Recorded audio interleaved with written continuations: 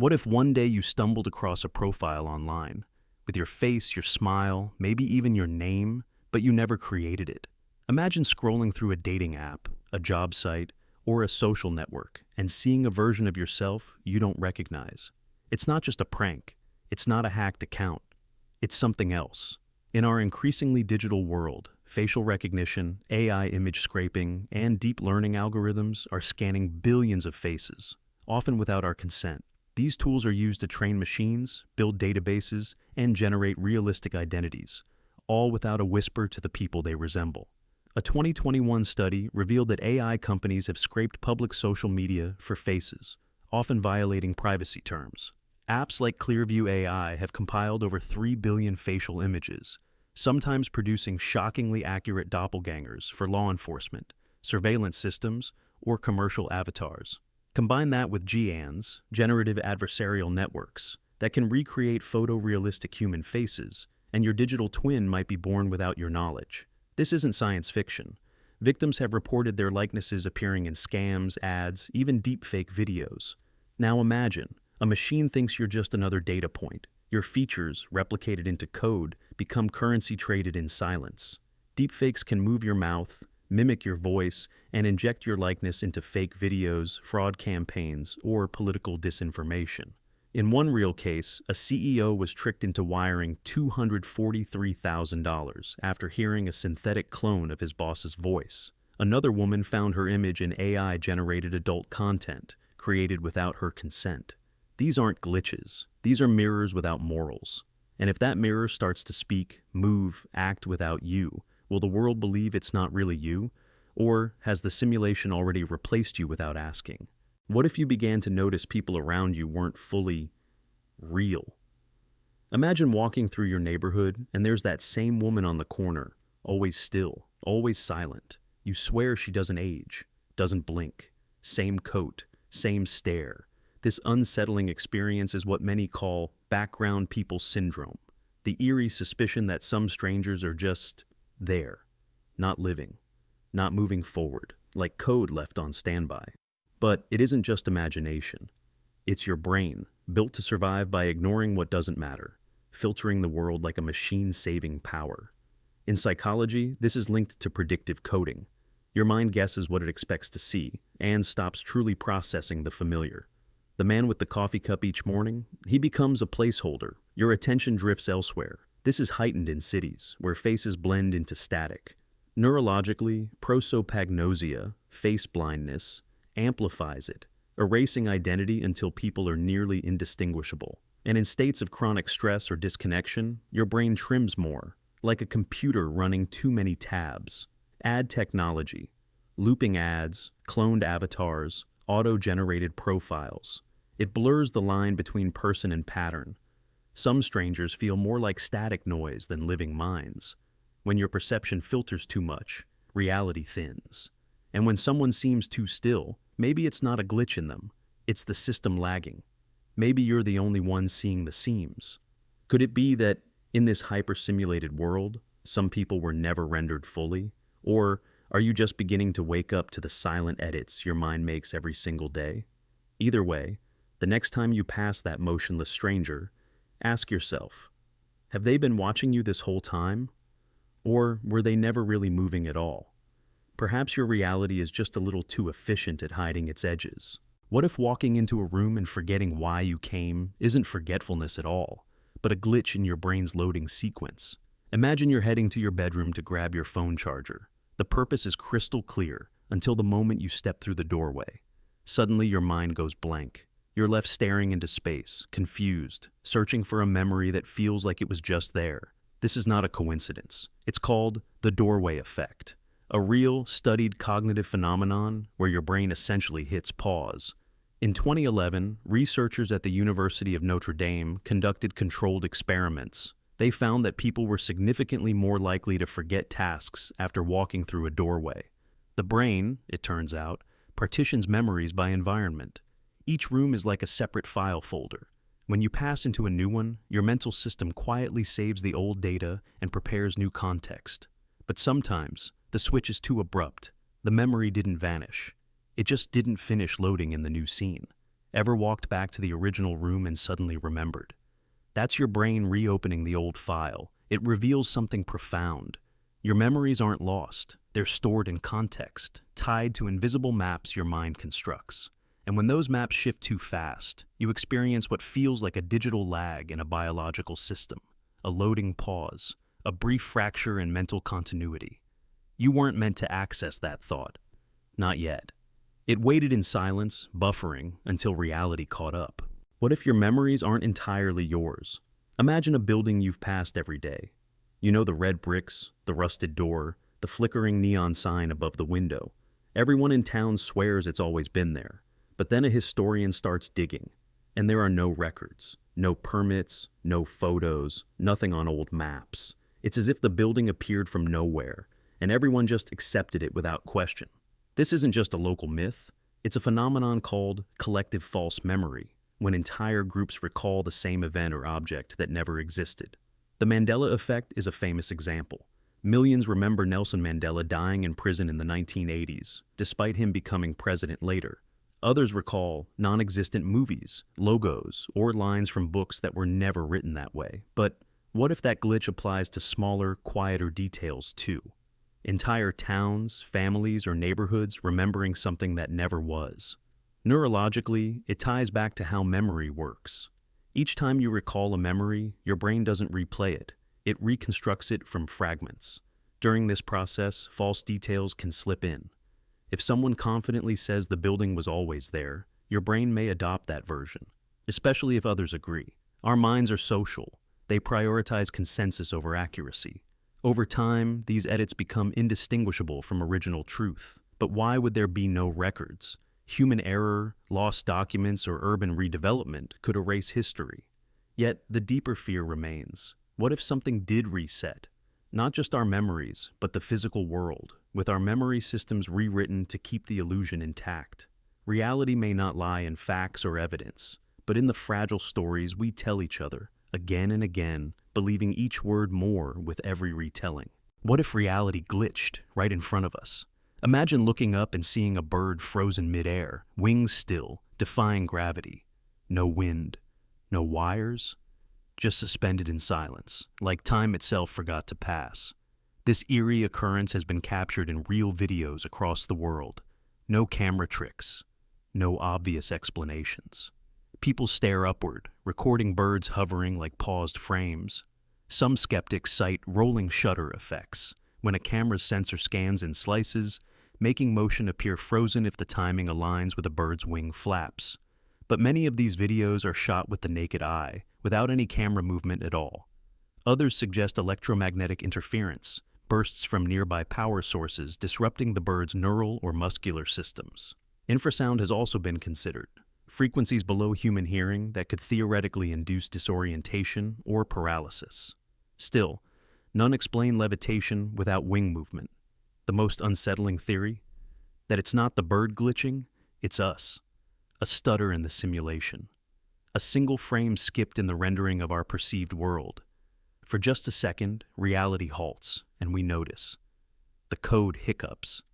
And we see something we were never meant to see, the system behind the world, momentarily visible in a bird frozen mid-flight. What if your dreams weren't just chaos, but rehearsal? Imagine waking from a strange vision, only to experience the same moment days later. The exact dialogue, the same room, the sensation of knowing, before you could have known. Some call it déjà rêve, already dreamed. Scientists have documented this rare but powerful phenomenon where people vividly recall dreaming about an event before it unfolds in waking life. It's not just intuition. Some accounts describe details too specific to ignore, like exact outfits, street names, or phrases that hadn't been spoken yet. One explanation lies in how the brain processes memory and time. Dreams often blend fragments of our lived experiences, conversations, fears, places, but occasionally, these fragments align eerily with future reality. Could this be coincidence, or could dreams serve as simulations, low-resolution test environments, where your brain models possible outcomes ahead of time? In neuroscience, predictive coding theory suggests the brain is constantly anticipating the future based on learned patterns. Dreams might simply reflect a prediction engine firing in sleep. Some researchers propose that dreams tap into subtle environmental cues we overlook while awake. You might subconsciously register someone's emotional state, a shift in routine, or even a coming event, and your brain reconstructs it while dreaming. But others wonder if there's more.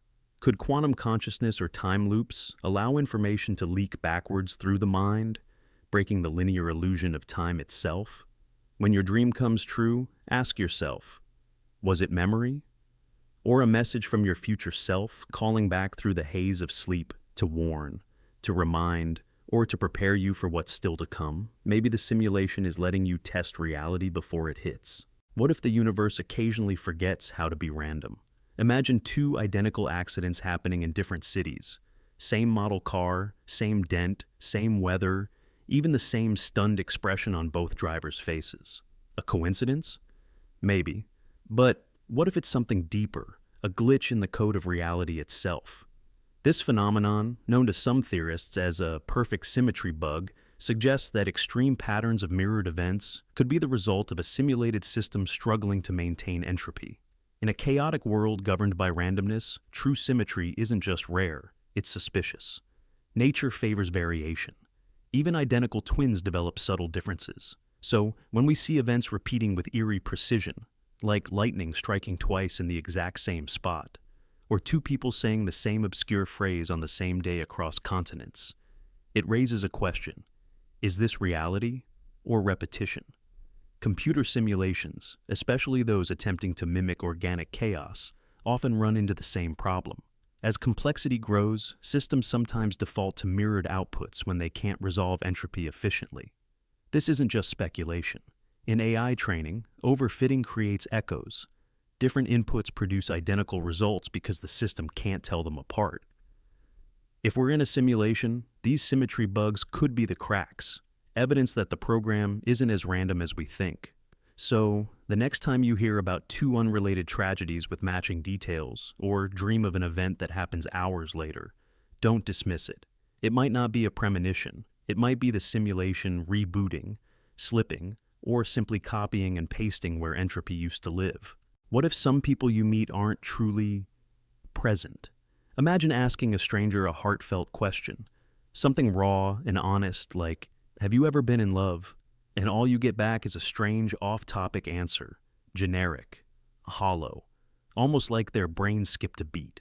That eerie sensation isn't just social awkwardness. It might be a behavioral anomaly tied to how our minds detect authenticity, or the lack of it.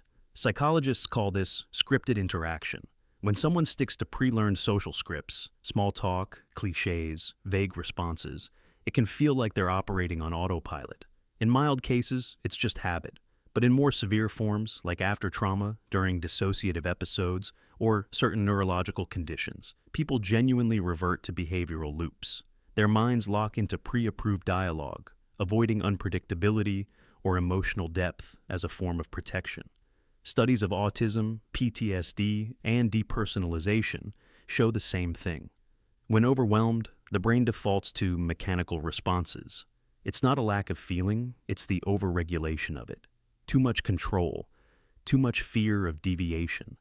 These people aren't emotionless, they're restrained by scripts too rigid to break or edit. And here's where it gets uncanny. Your brain notices.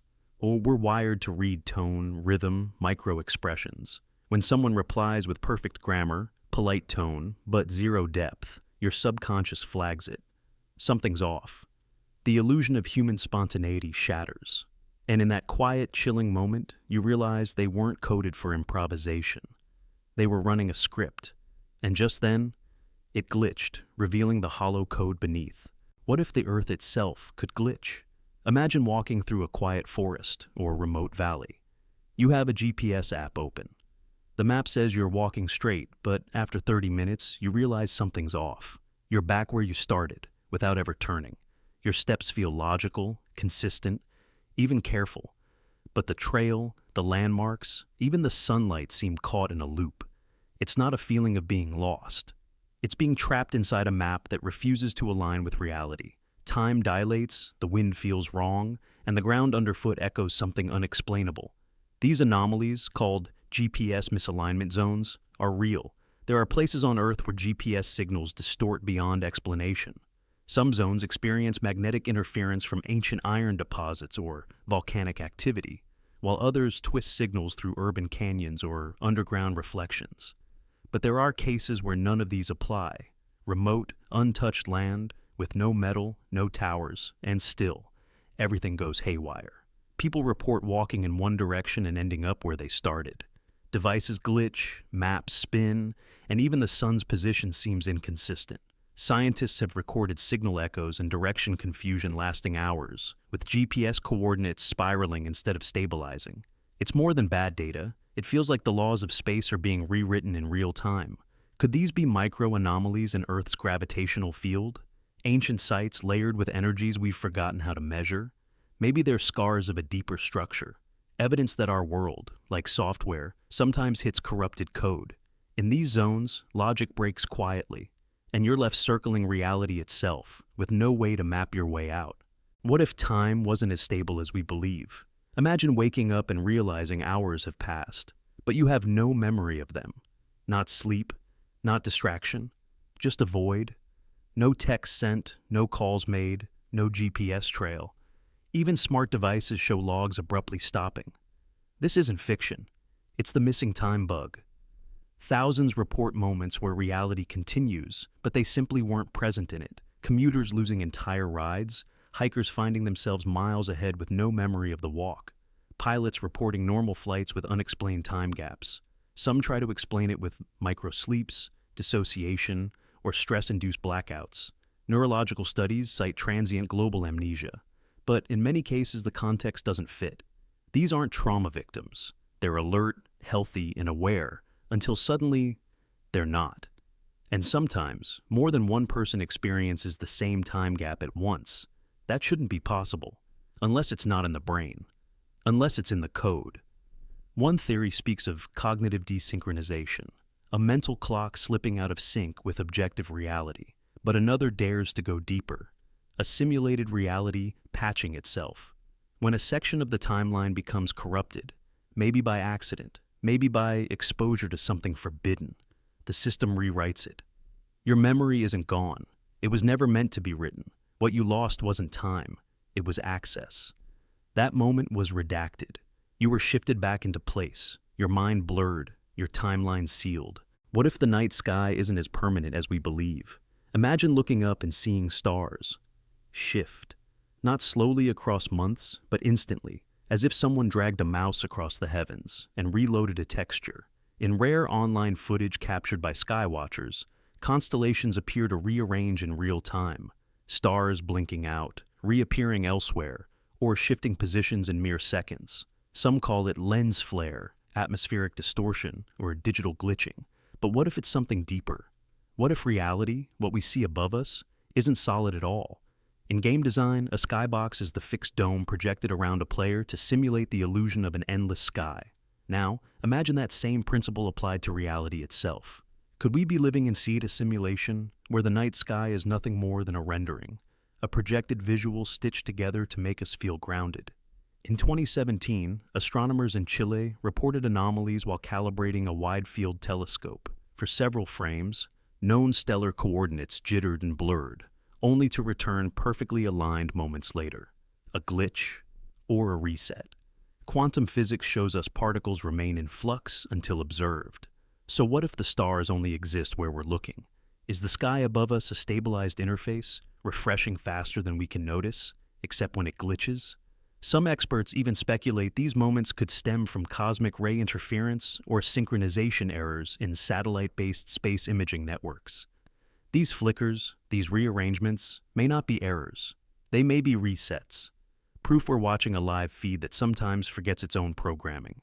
Next time you see a star vanish or blink, don't assume your eyes are wrong. Ask instead, what system just rebooted above you? What if time wasn't as synchronized as we believe? Imagine placing two digital clocks side by side, setting them to the exact same second. You walk away, certain they'll remain in perfect sync. But that hours later, something unsettling happens. One is a second behind, or ahead. No bumps, no resets, no malfunction. Just drift.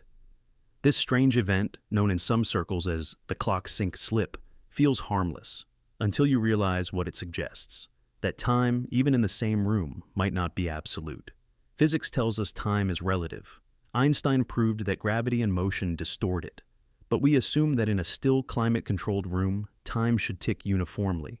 Yet, high-precision labs have observed clock drift even under stable conditions. Quantum fluctuations, electromagnetic interference, or even tiny differences in manufacturing might contribute. But there's a darker theory too. That reality itself isn't running on one master clock. Instead, it's composed of localized time nodes, each frame of existence stitched together independently. In computer simulations, time is processed in chunks, each object or region rendered frame by frame, separately. If we exist inside such a structure, those two clocks might be syncing not to a universal time, but to slightly out-of-phase simulation zones. Like lag in a game, they drift. It's not just theory. Even advanced atomic clocks placed side by side sometimes show unexplained microsecond divergence. No vibration, no power surge, just silent, measured disagreement. So, next time you see two clocks fall out of sync, don't blame the hardware. Maybe time isn't broken. Maybe the illusion of unity is. And perhaps, the deeper truth is that reality itself can't keep perfect time. What if you could feel sadness before the event that causes it? Imagine waking up with a heavy heart, tears near the surface, and no clear reason why. Hours later, a phone call arrives, bad news, a goodbye, a loss, and suddenly it clicks. The grief didn't start when the event occurred. It started long before, as if your body had already downloaded the sorrow in advance. This isn't just poetic, it's a real psychological phenomenon. Emotional anticipation. Our brains are prediction engines. Neuroscience tells us that emotions aren't just reactions, they're simulations. Your brain forecasts how future events might make you feel, and it prepares your body accordingly. That pit in your stomach before a breakup you didn't see coming, it wasn't just nerves, it was your brain reading subtle patterns, changes in tone, silence, timing, and triggering sadness before your conscious mind caught up. Research in effective neuroscience shows we process emotion in layers. The body often feels what the mind hasn't yet acknowledged. Emotional signals travel through the vagus nerve, influencing heart rate, gut sensation, even tears, before words or logic arrive. It's not mystical. It's sensory prediction gone deep. In fact, some researchers believe the brain prioritizes emotional response over rational thought, because survival depends on speed, not analysis. So when you feel sadness without a cause, don't ignore it. Your subconscious may already know what's coming. A glitch? Maybe. Or maybe it's a hidden feature, one evolved to protect you. Feeling the pain early gives you a head start on understanding, bracing, and healing. Emotion didn't come late. It came too soon. Like a whisper from the future, disguised as a feeling. What if reality isn't as continuous as it seems? Imagine watching someone walk down a hallway, and for just a moment, they stutter. Their body jumps forward slightly like a skipped frame in a video. There was no blink, no eye movement, no distraction, just a glitch. Your mind catches it, but when you try to explain it, the moment is already gone. Was it your brain misfiring? Or something deeper? An actual break in the frame rate of existence? This phenomenon, often called a reality frame drop, has been reported around the world. It's a split-second perception where motion becomes choppy, where fluidity is replaced by a jagged cut. And it's not always just people. Cars appear to shift lanes without traversing the space between. Animals blink in and out of sight, and shadows move out of sync. These moments feel like something broke and instantly repaired itself before your mind could process it. Scientifically, the brain does work in snapshots. Visual processing occurs in bursts, not a continuous stream. The occipital lobe processes frames around 13 milliseconds apart, filling gaps with predictive motion.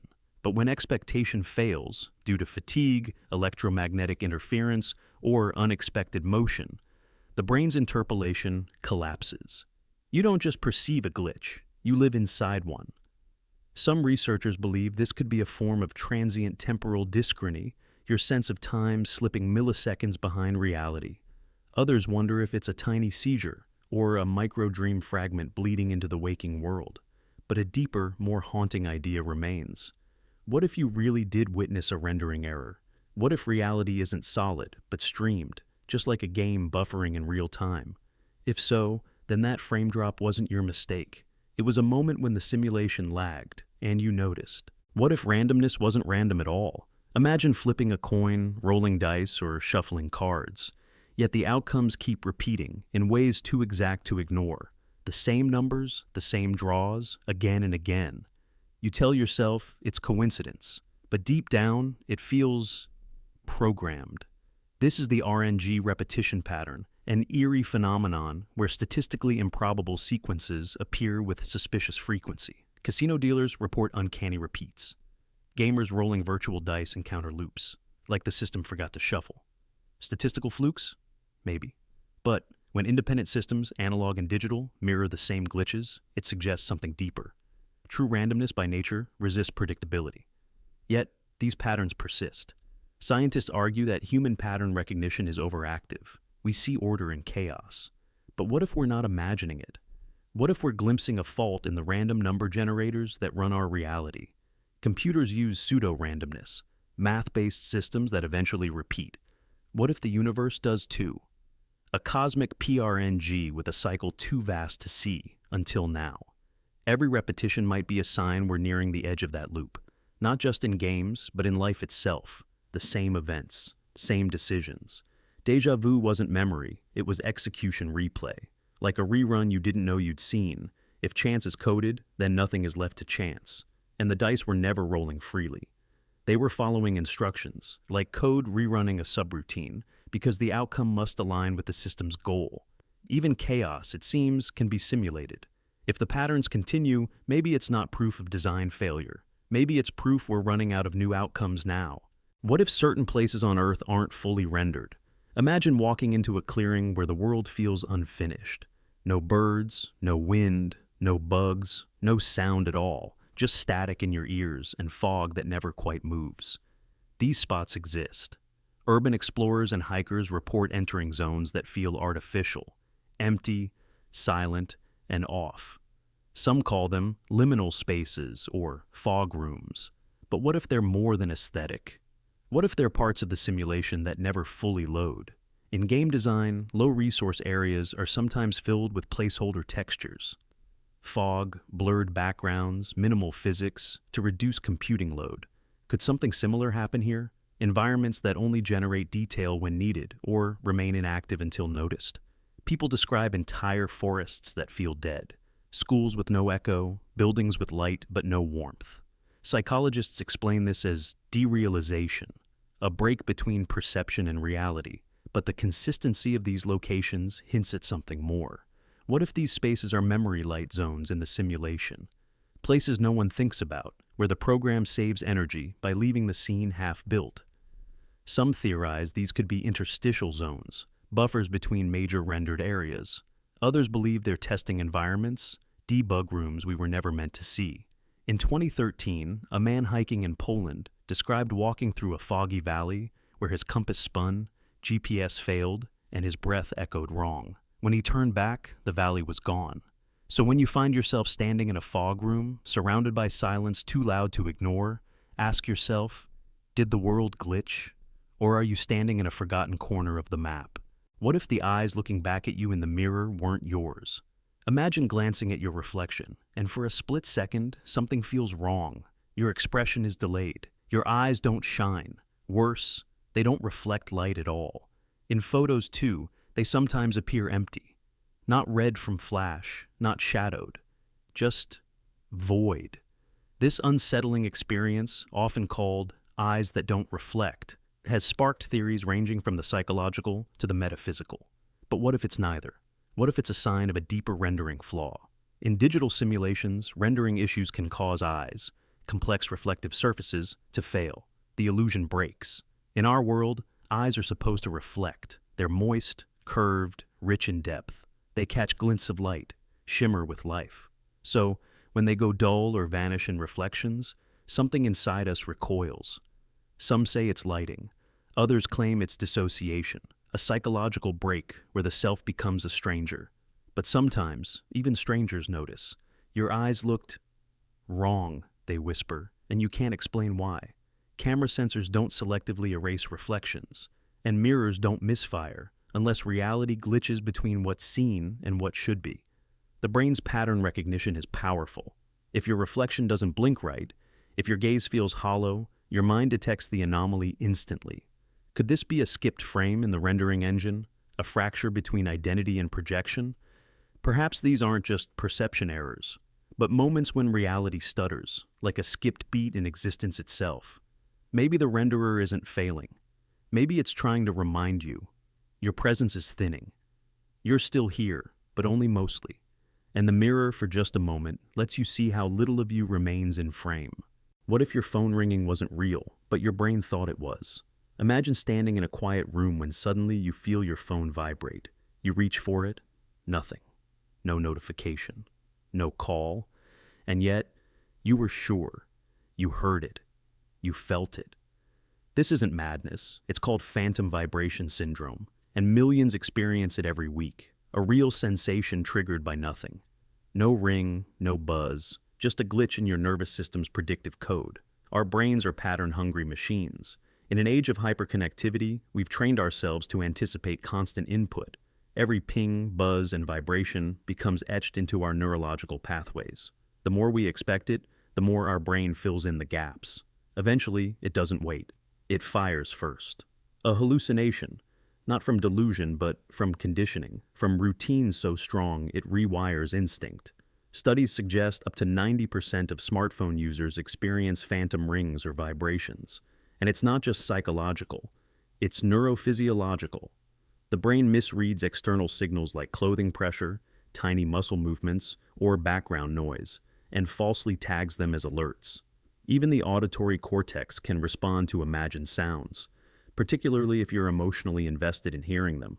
It's not that your phone is broken, it's that your attention is fragmented, pulled taut by digital expectation. Your brain, like overloaded software, runs the ring command from memory instead of input. A ghost notification, a false call, a reflex born of silence. And the most unsettling part? You didn't imagine it. You were programmed to hear it before it ever arrived. What if emotions weren't private, but pre-coded? Imagine telling someone about the worst day of your life, grief in your voice, pain on your face, and instead of sympathy, they laugh. Not nervously, not kindly, just laughter, detached and misplaced. You freeze. They blink, confused. It wasn't cruelty. It was something else. Like a scene skipped to the wrong dialogue line, as if the emotional script had glitched. This phenomenon, sometimes called emotional incongruence, is unsettlingly common. Neurologically, it can be tied to disorders like pseudobulbar affect or autism spectrum traits, where responses don't match stimuli. But most reported cases occur in people without these conditions. Perfectly neurotypical individuals suddenly delivering the exact wrong reaction. You cry, they grin. You confess love, they reply with silence. It's like reality's reaction wheel spun the wrong way. Cognitive science suggests these may be micro-lags in emotional processing. When the brain misfires under pressure or discomfort, it may grab the closest reflex, often humor, deflection, or stillness. But deeper theories suggest our emotional behavior might be more scripted than we think. Like an NPC in a game, sometimes the wrong line plays, social scripts crash, and you're left trying to interpret corrupted code through a human face. And once you've seen it, it haunts you. That moment where someone smiles at tragedy or blinks blankly at joy, it feels less like a social misstep and more like a scene that wasn't meant to be loaded yet. If consciousness is software, then these moments aren't errors in the person. They're glitches in the system, unpatched, unseen, waiting for someone to finally notice. What if some conversations were never meant to end? Imagine this. You're in a discussion, maybe an argument, and suddenly everything feels like deja vu. You repeat your point. They deny it. You insist they're forgetting. They swear you never said it. And then again, like a skipping record. The same phrases, the same reactions, over and over. This isn't just frustrating, it's deeply unsettling. These are infinite loop conversations. Real events where people report being stuck in verbal feedback cycles, as if trapped in a dialogue script that can't move forward. Psychologists might call it confabulation, gaslighting, or short-term memory conflict. But in these loops, both people genuinely believe they're right. Neither is lying. Neither is forgetting. The The timeline somehow is breaking down. Recorded audio, in some cases, even confirms the repetition, with the same tones, pauses, even breaths, as if reality hit replay. Could our minds desync in moments of tension, or could something far stranger be happening? Some theories suggest neurological hiccups, tiny seizures or time perception glitches that create echo effects in consciousness. But others hint at a deeper crack in the simulation, where interaction scripts fail to update, and reality reverts to its last known stable point. You're not arguing anymore. You're reliving. The same emotion, the same lines, a loop, not because of misunderstanding, but because the system couldn't render the next step. So it just repeated. And maybe it always will, until you break. The loop isn't in the dialogue, it's in the code that governs the dialogue. And if you're caught inside it, the only way out is to say nothing. Silence is the only command the system doesn't expect, its chance to crash. What if the laws of physics aren't broken, but paused? Imagine flipping a coin into the air, watching it rise, and never fall. Or worse, watching it spin in place for far too long, defying gravity, logic, and reason. These aren't just stories. Across online forums and real-life accounts, people report moments where objects behave strangely, coins that hover, dice that spin endlessly, or balls that freeze midair before dropping as if the world hesitated. Some call them visual glitches. Others call them miracles. But what if they're malfunctions? In video games, a physics engine controls motion, gravity, momentum, collision. But sometimes, a bug stalls these rules. An object gets stuck mid-spin or floats unnaturally until the game catches up. What if reality has moments like that? Micro-pauses where the system lags. In 2012, a man in Nevada claimed a coin he flipped during a conversation hovered for 3 seconds before falling straight down. His friend witnessed it. They never spoke of it again. Others report keys stuck mid-drop, pencils pausing mid-fall like they're waiting for permission. Could our universe be running on a processing delay? Quantum theories suggest particles don't decide their state until observed. If consciousness affects outcomes, what happens during split seconds when no one is watching? Do objects suspend themselves, waiting for the code to finalize? Or does time itself skip a frame? In 2020, a viral video showed a spinning coin that continued for almost 2 minutes, never tipping, never slowing, before toppling suddenly like a switch had been flipped. Viewers were baffled, so the next time you flip a coin and it lingers midair, ask yourself, is it chance? Or did the simulation forget what gravity feels like, just for a moment? What if you could drive forever and never leave the same mile of road? Imagine speeding down an open highway, headlights catching endless pavement. You've been driving for hours, but the same sign flashes by again. Then again. A gas station that should be miles behind reappears. Your fuel gauge hasn't moved. Time on your phone and dashboard don't agree. This phenomenon, whispered in late-night forums, is called the endless highway stretch, a reality loop so seamless most people don't even realize they're in it. Some explain it as fatigue or highway hypnosis, when the brain stops registering new input on long, monotonous roads. But this is different. You check your GPS. It lags, then shows you at the same location as before. Your playlist skips, then repeats the same song as if mocking your awareness. It feels like the simulation can't load fast enough, recycling the same rendered mile. You blink, expecting something new, but nothing changes. It's not just déjà vu, it's system strain, like a game map that glitches when the player moves too fast. In physics, there's a concept called time dilation. But this feels reversed. Time isn't stretching, it's stuck. Your car becomes an anchor point while the environment loops around it, a simulation struggling with rendering speed, keeping up the illusion with barely noticeable changes. But once you notice, once you know, those little seams begin to widen. Streetlights flicker strangely. Roadkill appears, vanishes, then reappears again. Maybe you even pass yourself coming the other way. It's not a haunted road. It's a load-balanced loop. So, if you're still driving, check the clock again. Has time passed? Or are you just watching the same moment, render on repeat?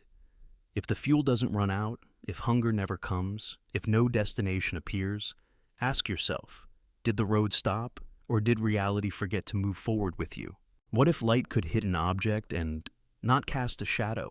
Imagine walking past a lamppost late at night and noticing something strange, an object beneath it, fully illuminated, yet no shadow stretches behind. Or worse, the shadow falls in the wrong direction. You blink, and it's shifted again.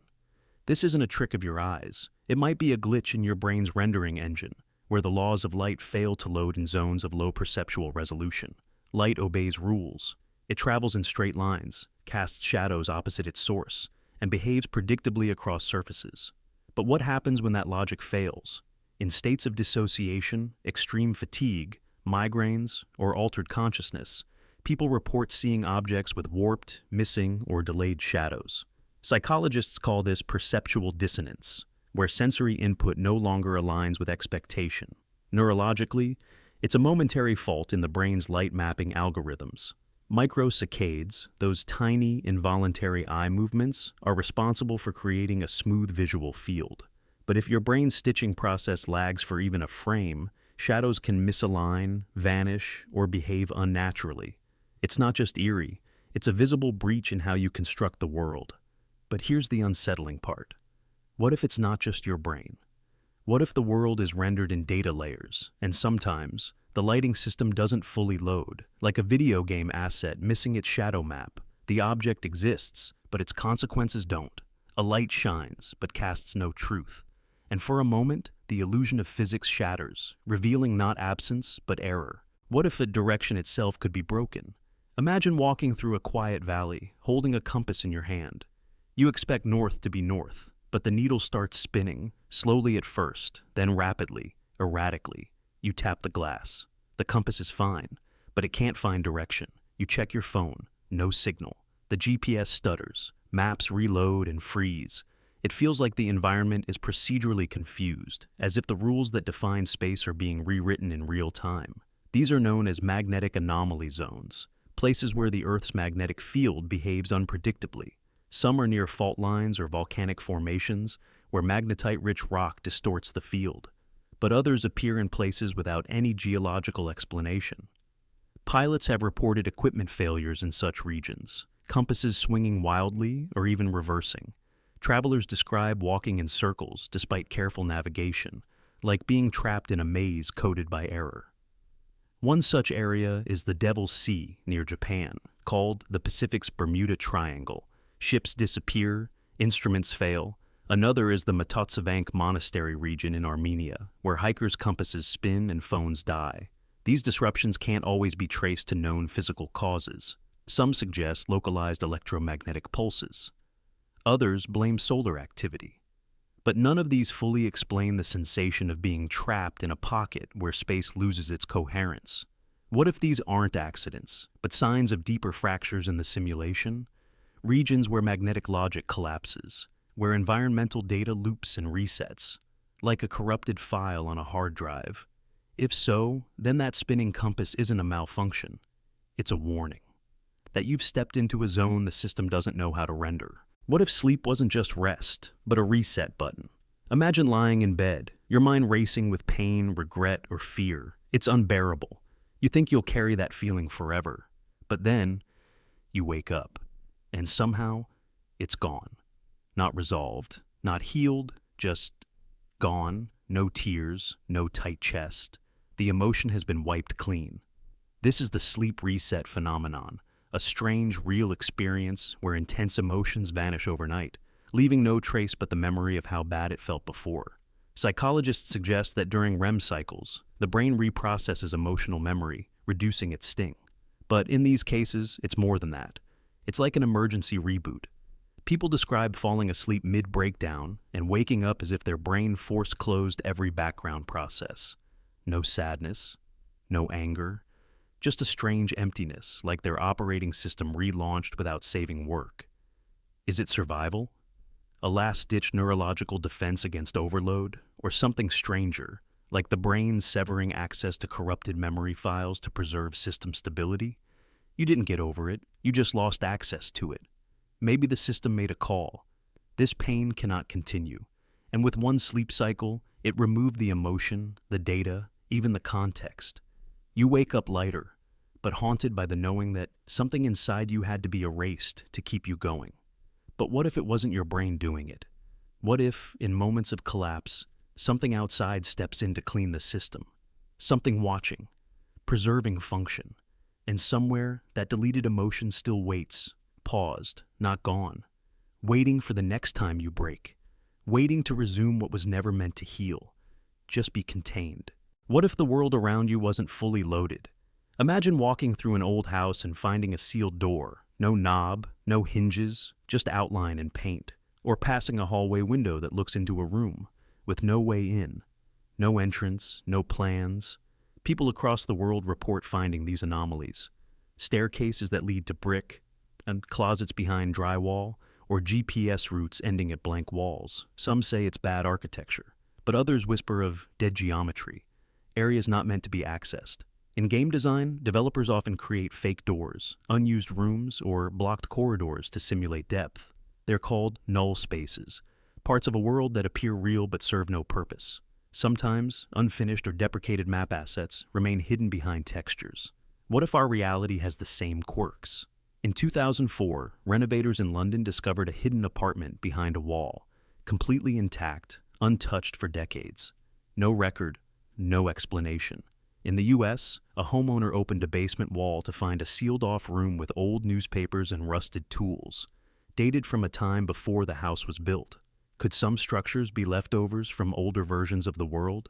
Rooms built in one timeline but forgotten in this one? Or test environments meant to simulate depth but never meant to be used? Maybe some walls exist not to keep us out, but to keep something in. Architects shrug off these features as design errors, but how do you explain sealed stairwells with no record of what's above, or perfectly painted doorways that lead to solid concrete? Next time you see a door that doesn't open, or a room with no entrance, ask, is it really a construction flaw? Or a reminder the simulation hides more than we think? What if temperature wasn't constant? Because reality sometimes forgets where it left off. Imagine sitting in a warm, sealed room. The heater hums, the windows are closed, yet suddenly, your foot is freezing. Not just cold, unnaturally cold, like it's been dipped in ice water. You move it. The sensation vanishes, then returns. It's not the room. It's the space itself. These strange sensations, often dismissed as circulation issues, may be something else, thermodynamic anomalies, or as some call them, memory leaks in the simulation. Thermodynamics says energy disperses evenly over time. Hot air spreads. Cold air rises only briefly before mixing. But in certain places, cold pools persist. Paranormal enthusiasts call them ghost spots. Scientists suspect drafts or sensor malfunctions. But what if they're neither? In computational systems, memory leaks or buffer faults can cause values, like temperature data, to stop updating. The environment around that variable stays stuck while the rest moves on. Could the cold spot beneath your foot be the physical echo of an unrefreshed zone, part of the simulation that lagged behind? Think of a video game where a character walks through a patch that didn't load properly. The textures freeze. The logic skips. You pass through space that feels wrong. Your foot knows before your brain does. People report these glitches most often during emotional or disoriented states. Just waking up, falling asleep, deep anxiety. That's when your mind is closest to the boundary between narrative and raw data. Some say those cold spots are the remnants of overwritten code, fragments of someone else's story bleeding into yours. Others believe they are the warning flickers of a program under strain. So, the next time half your body feels detached from the room's warmth, ask yourself, is it your circulation, or is it a piece of space that never caught up? What if that sudden loud bang you heard, out of nowhere, wasn't thunder, construction, or fireworks, but a glitch in the sound layer of reality? Imagine walking alone when a sharp boom echoes above you. You freeze. No plane, no storm, no falling object. Nothing to explain the shockwave your bones still remember. This isn't rare. Across the globe, people report sudden, unexplained sounds. Skyquakes, trumpet blasts, metallic groans, even bursts of static. No source, no warning. Just noise from nowhere, and then silence. Scientists have tried to explain them. Some link skyquakes to tectonic shifts or atmospheric phenomena, pressure changes snapping the air like a whip. Others blame distant military exercises or meteors too fast to see. But in many cases, there's no seismic activity, no radar blip, No atmospheric trigger. Just sound without source. Something that happened and left no trace. Some suggest microwave auditory effects, where intense electromagnetic fields make your brain think it hears sound. Others hint at hallucinations triggered by anxiety or neural misfires. But that doesn't explain why multiple people often hear the same thing at the same time. One sound, no cause, no evidence, just a shared anomaly. Neurologically, your brain is wired to locate sound with precision. When that system glitches due to stress, sleep loss, or sensory overload, it invents noise. But what if it's not your brain? What if it's the code? A brief injection of audio data from outside your timeline, a sound not meant for you leaking into your frame, a broadcast from somewhere else, a boom from a file that wasn't supposed to load, yet did, and you were the only receiver. What if time can slip without you noticing? Imagine you're driving, same route as always. The road is quiet, your mind drifts. Then, suddenly, you're pulling into your destination. You check the clock. 30 minutes have passed, but you remember none of it. No turns, no traffic, no songs on the radio. Just a seamless cut, like the world blinked, like you weren't rendered. This experience is known as highway hypnosis or automaticity. It's when your brain shifts into a low awareness state, allowing you to perform familiar tasks without conscious engagement. You're not asleep. You're responding to the environment, adjusting speed, changing lanes, but memory fails to encode the moment. It's as if time passed and you didn't witness any of it. Cognitive neuroscience shows that during these states, your brain reduces activity in regions responsible for forming episodic memory. It's a kind of protective autopilot where your awareness is narrowed, optimized for efficiency, but the price is amnesia. Yet some accounts go further. People have reported skipping toll booths they never saw, arriving early, or missing towns entirely. Events that suggest more than mere forgetfulness. Could fatigue or stress explain it? Perhaps. But what if these moments point to something deeper? A rendering bug in the fabric of perceived time. Like a video game skipping a cutscene, reality may fast forward through moments it deems unnecessary. Your mind cooperates, smoothing the timeline. But every now and then, you notice. Not because something happened, but because nothing did. A missing reel in the film of your life. Maybe you didn't forget the road. Maybe it simply wasn't rendered for you. What if time could echo? Imagine tuning an old radio, static buzzing, and then suddenly music. But not just any music. Swing jazz, crooners from the 1930s, songs that haven't aired in decades, coming through with eerie clarity. No station ID, no commercials, just a voice long gone, singing as if still alive. You check the airwaves, nothing. Officially, no one is broadcasting. Yet the song plays on. This is the phantom broadcast. Documented incidents where forgotten frequencies resurrect long-dead sound. Some attribute it to atmospheric anomalies. Radio signals bouncing off the ionosphere and returning years later. Others claim it's caused by old equipment acting like accidental tape recorders. But what happens when you hear songs never known to be recorded? Entire orchestras playing sets lost to history, sometimes with lyrics that don't match any archive. Even stranger, people in different places reporting the same ghostly broadcast at the same moment on different devices. Could it be time bleeding across frequencies? A ripple in causality, letting old timelines brush against our own? Or something else, like the simulation rendering historical detail too sharply, leaking echoes into now? It's not just nostalgia, it's transmission from a past that won't stay silent. If history has a voice, maybe it speaks through static. And maybe, just maybe, some parts of time refuse to die. They sing until someone listens. Not a ghost, not a glitch, just an echo-made signal again. And if the past sings, maybe the future hums too, waiting for someone to tune it in. Maybe your next thought is already playing, on a frequency just beyond reach. The static may not be empty at all. What if the street wasn't just lighting your path, but watching it? Imagine walking alone at night, and every streetlight turns on as you approach, one by one, like a spotlight tracking your steps. It's not just motion sensors. Sometimes it happens even when you're blocks away, lights flaring on before you get close, or worse, turning off just as you pass beneath them. Some say it's coincidence. Others feel targeted, watched. Could this be part of a predictive lighting system, or something deeper? In urban planning, smart streetlights are real. Connected to central servers, they can dim or brighten based on traffic, movement, or scheduled algorithms. But anomalies exist. People who report this happening in small towns, abandoned roads, or places with no smart grid at all. In 2015, a man in Alberta filmed every light on a deserted road turning off as he approached, then turning back on after he passed. No motion detector explained it. No tech was installed there. It was just reacting.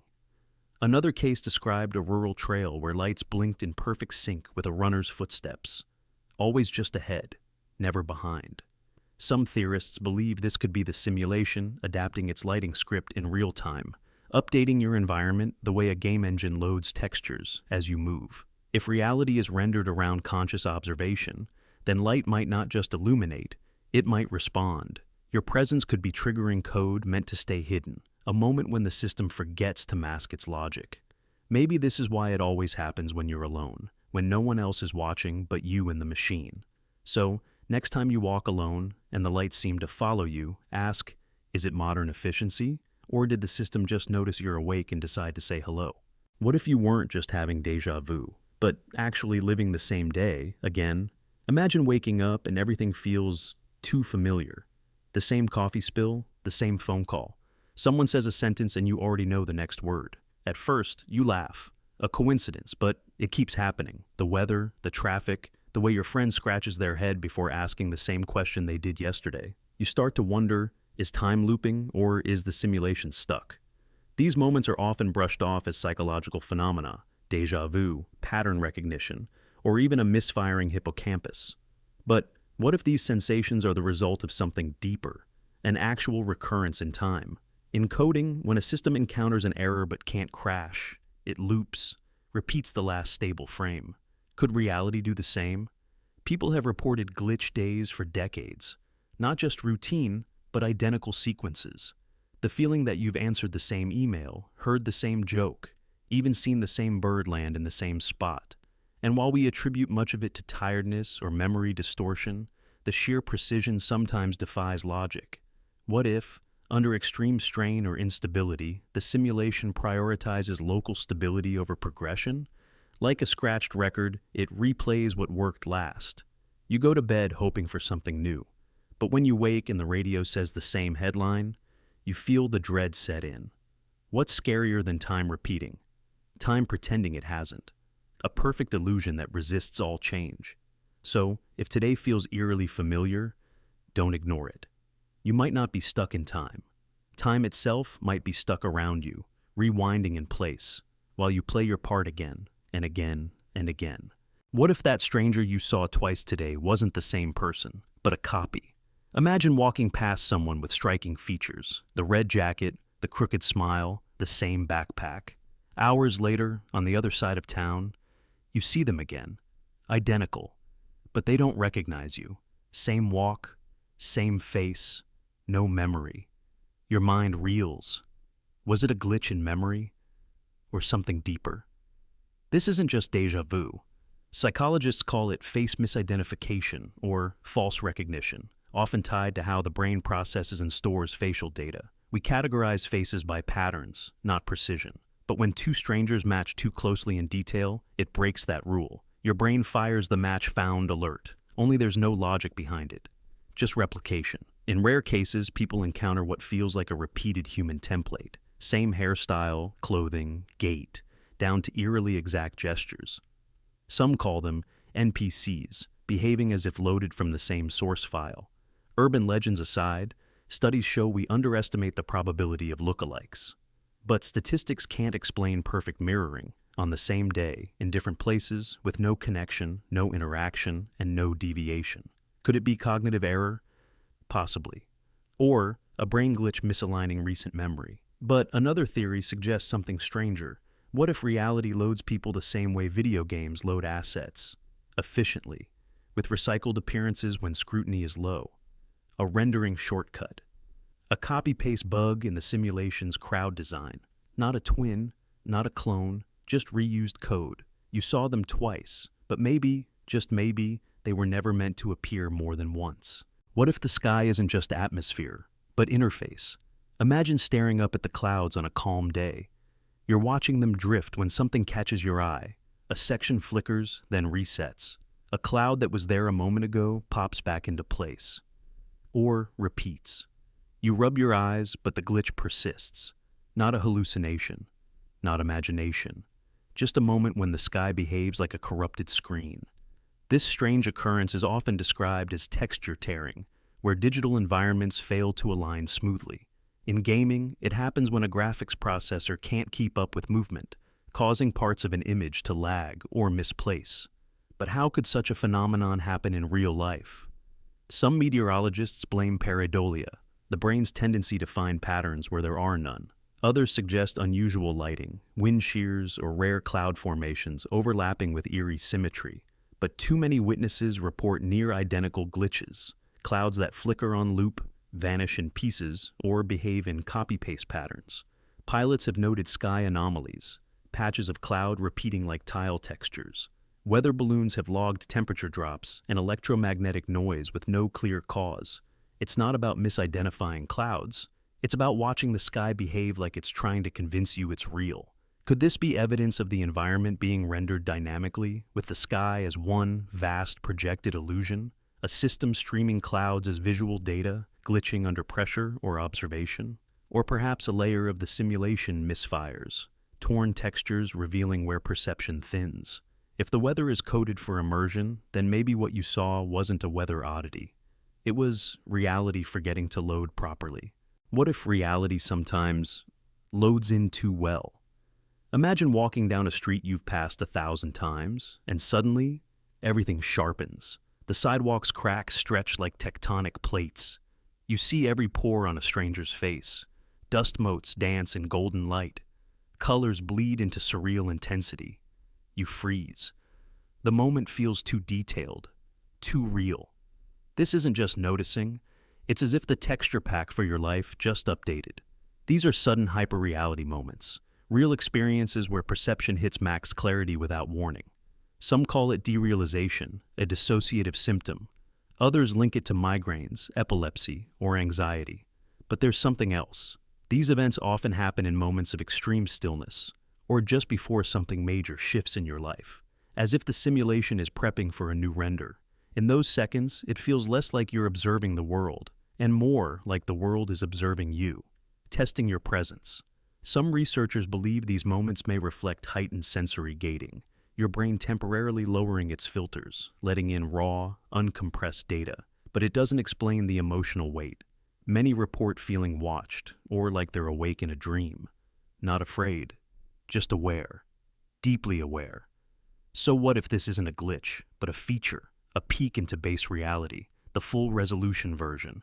Not meant for constant access, just a reminder that behind the blur, the code is perfect, too perfect. You saw too much, because, for a second, the curtain dropped. You weren't supposed to notice, but you did. And now you'll always wonder what else you're not meant to see. What if that second wasn't an accident? What if it was a test to see if you noticed? What if not every door was meant to open? Imagine walking down an alley or through an old hotel, and you see a door, perfectly normal, painted, fitted with a handle, yet behind it is nothing but solid brick, or steel, or earth. Doors that open into walls, steps that rise to blank cement. They exist all over the world, forgotten buildings with unreachable balconies. Fire escapes that stop mid-air. Doorways sealed but untouched, like they were never meant to function. Some blame renovations. Others wonder what was meant to be there, and what was quietly removed. In architecture, these are called ghost doors, remnants of old plans, renovations, or buildings torn down beside them. But what if they're more than mistakes? What if they're relics from alternate layouts of reality? Paths that were never finalized? In 2010, a tourist in Italy photographed a medieval building with 5 identical doors. 4 led into rooms. The last opened onto an empty shaft of air, stories above the ground. No record of what was meant to be there. In New York, workers restoring a century-old tenement found a sealed stairwell behind wallpaper, perfectly intact, but leading straight into brick. Urban legends speak of people who walked through such doors and never came back. slipping into foundations, disappearing into sealed-off tunnels, or falling into something far stranger. Some theorists suggest these are broken links in the simulation, like a file path missing its destination. Maybe these doors were once connected to stories, functions, timelines now deleted. What if those voids are memory scars in the geometry of reality? So, next time you see a door that opens into nothing, ask yourself, was it once a real passage? Or a forgotten entry to somewhere that was quietly erased? Maybe the door still remembers, but the world around it forgot. What if the silence around you wasn't actually silent? Imagine sitting alone in your room. No TV, no phone, no music playing. Yet faintly, just beneath the edge of perception, you hear it. A melody. A voice. A song you can't quite name, but it feels familiar. You check everything. Every speaker, every screen. Nothing is on. And yet, the music continues. Not loud, not clear, but undeniably there. Some say it's a brain trick. Others believe it's something else entirely, a bleed from the simulation's background audio. There's a condition called musical ear syndrome, often seen in people with hearing loss. The brain, starved for sound, invents music from the noise floor. But what if it's not invention, just detection? What if your mind is picking up on low-level environmental code? In simulations, background audio is looped in separate layers, unlinked from the main event, like placeholder ambiance. And sometimes, that layer becomes audible. It's like catching a whisper from a maintenance routine. Some claim they've heard old jazz, classical symphonies, or even strange electronic rhythms that fade the moment they focus. Audio hallucination, yes. But what if those glitches are hints, not from your brain, but from the system itself? A test broadcast slipping into your channel. You don't control it. You can't replay it. You just sit in silence, only to find silence isn't empty. The moment your awareness stretches past normal sensory boundaries, you pick up threads you were never meant to hear. And in that moment, you're no longer just a participant. You're an observer catching echoes of the architecture beneath reality. So the next time you hear a phantom song, don't ask who's playing it. Ask what process just revealed itself, and why it let you notice it all. What if you dipped your fingers in water, but your skin stayed dry? Imagine reaching into a fountain, feeling the coolness of liquid pass through your hand, only to find your skin bone dry the moment you pull away. No droplets, no moisture, just the memory of wetness, without the evidence. This isn't just strange, it breaks a fundamental rule of reality. Water is supposed to wet. Under normal physics, water adheres to skin due to surface tension, molecular interaction, and cohesion. But what if, in that moment, something misfired? Some people report sensations of interacting with water, cold, pressure, flow, without the expected result. It's not numbness, it's not a dream, it's something in between. A misalignment between tactile feedback and physical response. Your hand moves through something real, but the aftermath is blank. Neuroscientists know our sensory experiences are predictive. Your brain constructs reality a half second before you feel it. If your brain believes you touched water, it may simulate wetness before the sensation arrives. But if the texture never loads, if the molecular wet code fails to execute, you're left with an empty interaction, a rendered liquid, but no physical consequence, like seeing fire but feeling no heat. Could it be cognitive? Possibly. But there are reports of this happening during lucid dreams, dissociative states, or even sober moments of hyperreality. You feel the water's presence, but not its substance, as if it's just a layer, a shader, a hollow illusion mimicking depth. So ask yourself, did you really touch water, or did you touch the idea of it? What happens when the simulation renders water, but forgets to render the wet? What if physics isn't constant, but conditional? Imagine knocking a cup off a table. You brace for the crash, but it doesn't fall right. It hangs a fraction too long, then drops sideways, not down. Your breath catches. You rewind the moment in your head. Did it really fall like that? Others saw nothing strange, but you're sure. Gravity snapped too late, like the system hesitated. Something felt off. Wrong. Like reality was loading in pieces instead of flowing as it should. This isn't just déjà vu. It's a strange, fleeting fracture, when the laws that govern motion feel temporarily rewritten. People have reported raindrops pausing mid-air, balls curving in ways no force could explain, objects sliding upward on level ground. Some blame it on perceptual lag or visual error. The human brain processes motion in predictive segments, and stress or fatigue can throw off the timing. But not all of these glitches can be dismissed as mental noise or tired eyes. High-speed cameras have occasionally captured objects accelerating faster than possible, or bouncing in defiance of momentum. Pilots have seen aircraft perform maneuvers that violate their own aerodynamics. These aren't illusions, they're anomalies, and they leave a haunting question. Did the world behave incorrectly, or did we just notice when it failed to fake it well enough? If reality is a simulation, then physics is code, calculated in real time. Most of the time, it works. But sometimes, the engine lags. Gravity arrives a frame too late. Friction miscalculates, motion stutters. Not enough to crash the system, just enough to be noticed by the wrong observer. And once you notice, you'll see it again. Not because it happens more often, because now you're watching for the hesitation. What if your reflection wasn't just copying you, but studying you?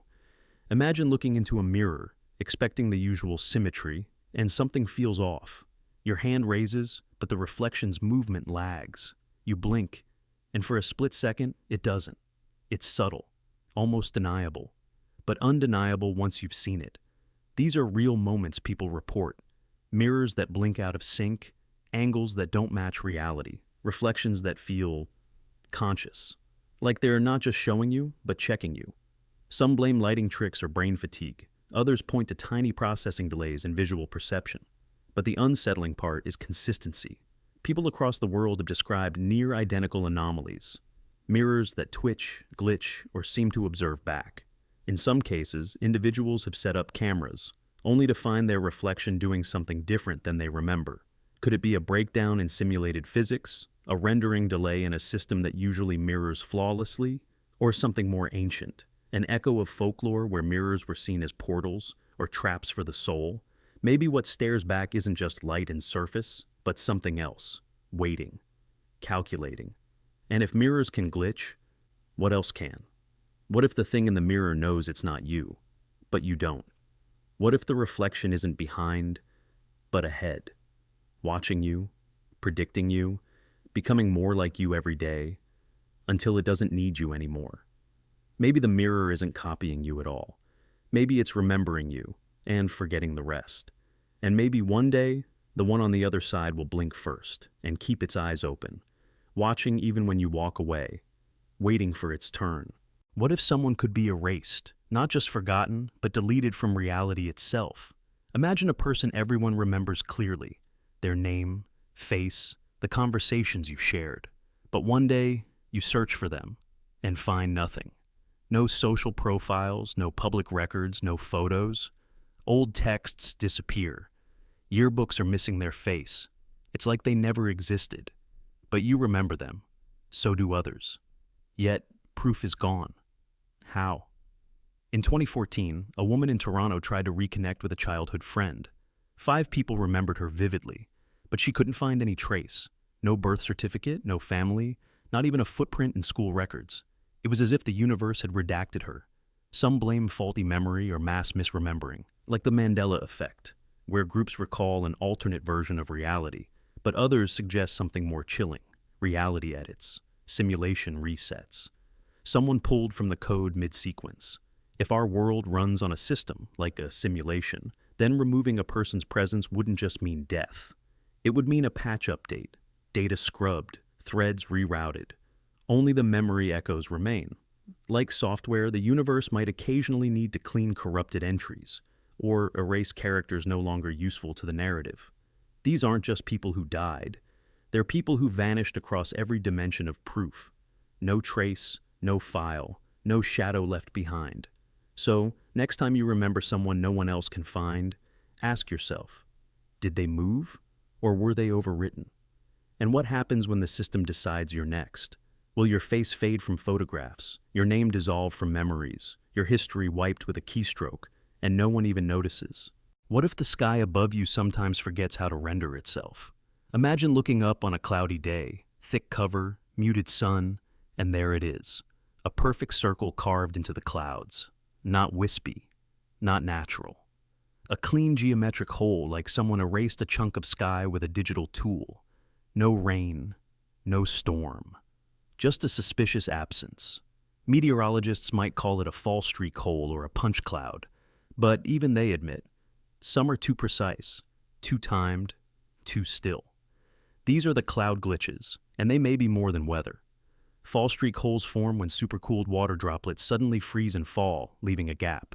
But that doesn't explain the ones with symmetry so perfect they resemble portal renderings or incomplete textures from a digital skybox. Pilots report them appearing without warning. Photographers catch them hovering motionless for hours. Weather satellites log them, but the data often drops out. No anomaly. Just silence. In graphics engines, a sky dome or texture map sometimes fails to load. Circular holes appear where data should be. Could our world operate similarly? If atmospheric rendering broke for just a moment, would it leave a hole no wind dares to fill? Would the simulation reuse geometry, simple shapes like circles, to patch the absence? There's something unsettling about these gaps, not because they're unnatural, but because they feel too deliberate, too mathematical, like a placeholder. Some witnesses report strange feelings beneath them. Calmness, pressure, or an eerie silence that seems to cut deeper than the clouds.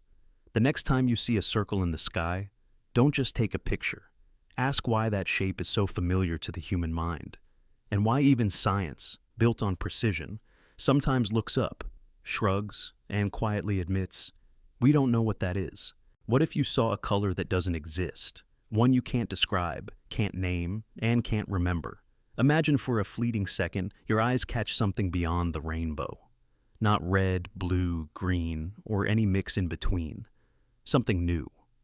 Your mind freezes, and then it's gone, forgotten like a dream. This isn't fiction. Some people report seeing forbidden colors, hues that seem to defy all classification, colors that shouldn't exist, but for a moment did.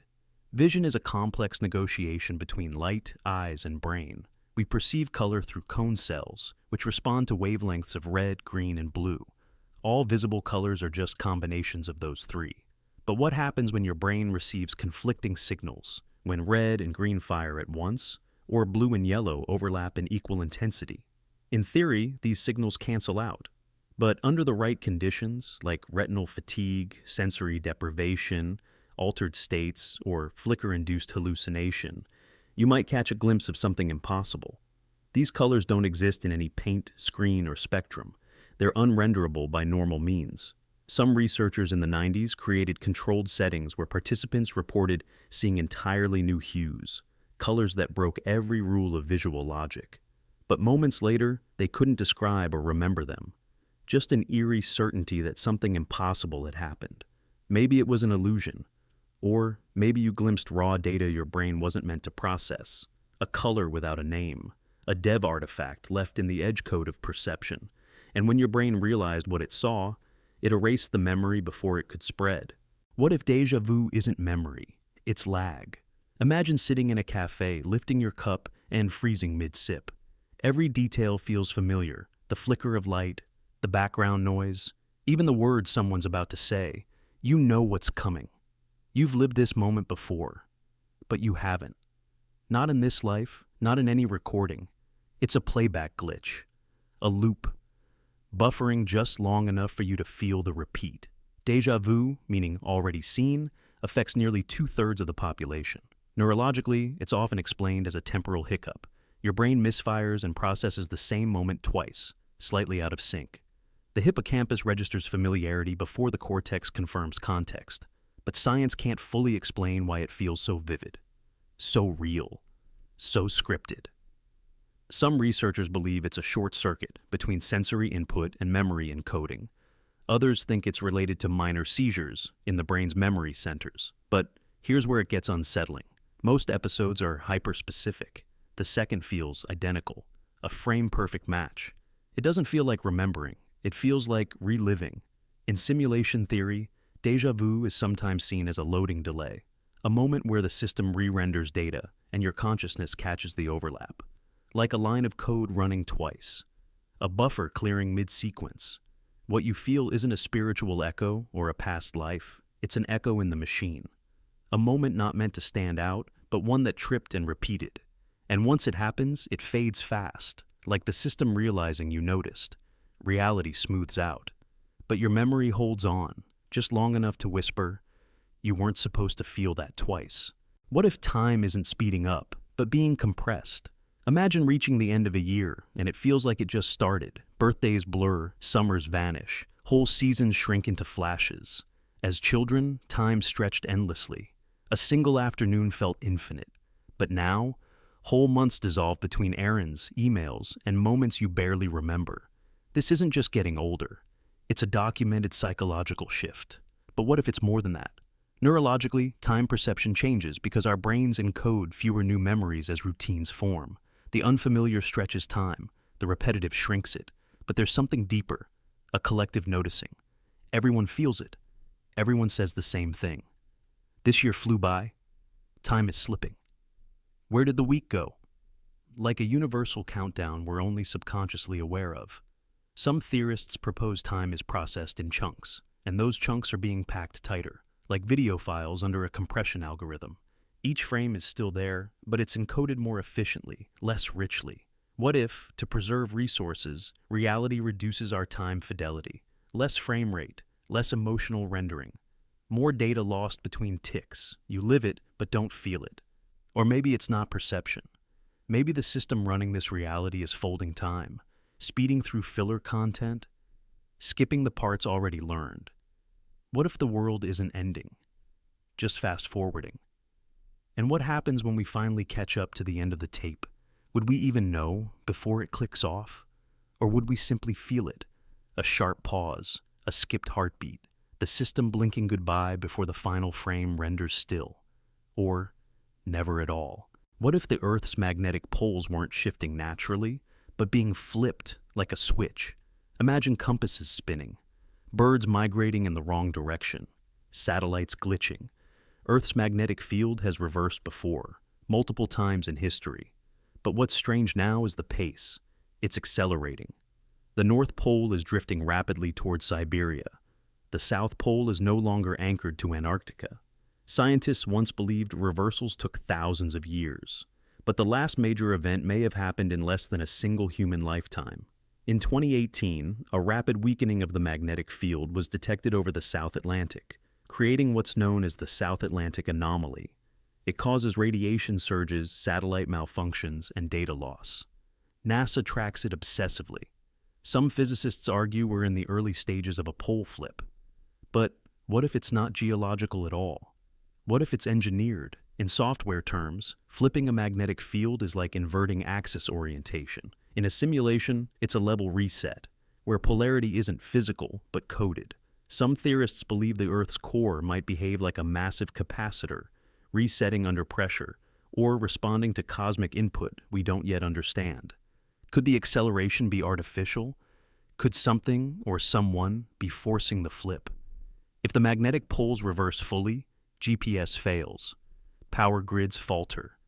The sky glows with strange lights. Planes lose course. Whales beach themselves.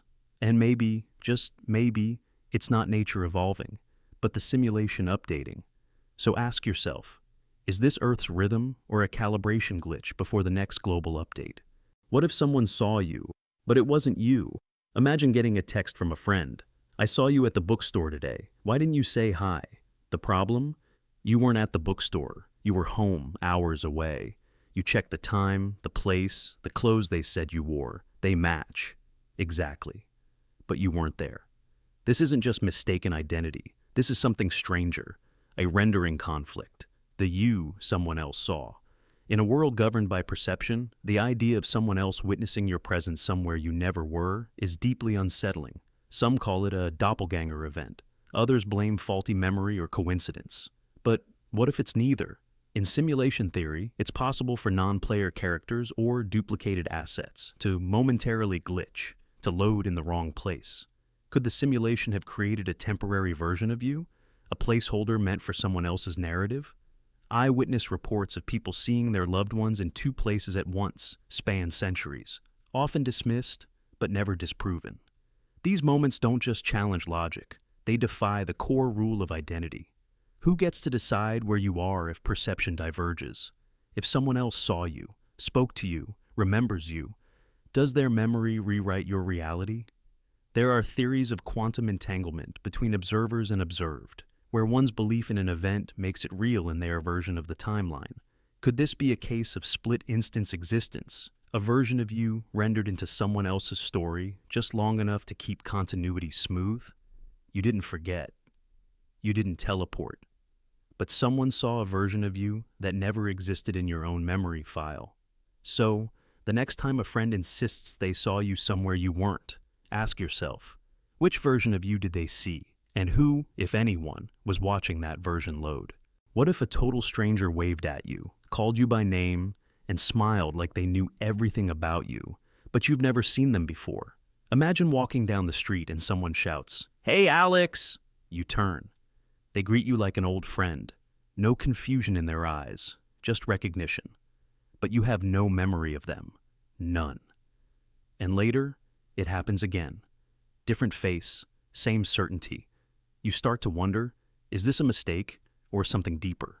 Psychologists call this a misidentification illusion, where the brain scrambles faces and names under stress, fatigue, or sensory overload. But when multiple unrelated people recognize you by name, with no explanation or coordination, something doesn't add up.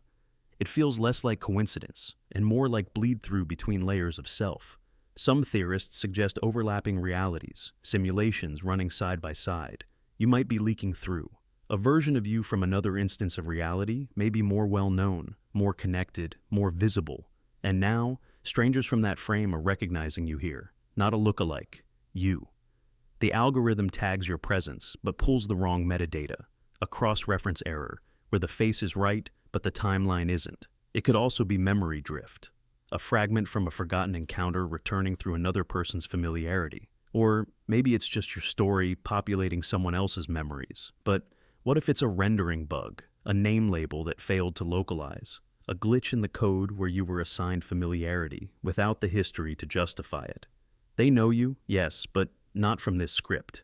Maybe they're not confused. Maybe you are. And maybe your presence here was copied, not born. What if not every thought you think is yours? Imagine walking down the street when suddenly a phrase pops into your head. Sharp, alien, completely disconnected from your mood or experience. It's not intrusive like anxiety. It's foreign. It doesn't feel like something you generated. It feels inserted. A thought with no origin. A ghost instance running alongside your own mind. Psychology labels these moments as intrusive thoughts, random mental noise, often disturbing or irrational. But what if some of them aren't random? What if they're memory fragments, code snippets, slipping in from elsewhere? Studies on memory recall show that your brain sometimes creates false memories with full emotional weight. It believes because it felt real. But what happens when that process activates spontaneously? Some people report full scenarios, entire memories that feel lived in, smells, sounds, details, all from events that never happened. Others recall dreams so vivid they mistake them for real experiences. And in rare cases, patients with neurological damage have injected memories, convincing them of entire lifetimes they never lived. Are these glitches or crossovers? Simulation theorists suggest the brain may pick up background data, discarded consciousness files or cached emotional routines, like old scripts bleeding into active sessions. You might be thinking something that once belonged to someone, or something else, a recycled string, a leftover line of code, and just as quickly as it came, it vanishes. But you're left rattled, not because the thought was dark, but because it didn't come from you. And deep down, you knew it. Because for 1 second, your mind wasn't the only one in your head. What if you were never truly alone? Imagine drifting off to sleep and sensing something watching. Not a ghost, not a person, but something else. In dreams, they stand just out of focus. In shadows, a shape too deliberate to ignore. You don't see them clearly, but you know they're there, observing, not haunting, but monitoring. These are the glimpses of them, the watchers, the ones behind the code. People across the globe report eerily similar experiences. Dream figures that don't feel like part of the dream. Figures who observe, never speak. Some even appear angry when noticed, like you weren't supposed to see them. These encounters often follow déjà vu, glitches in memory, or strange resets, like the world blinked and realigned, as if something was adjusted, and someone was watching you while it happened.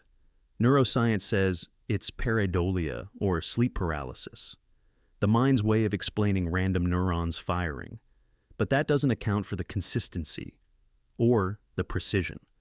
People describe their movements as too smooth, their presence too heavy, their awareness too exact. Not spirits, not hallucinations.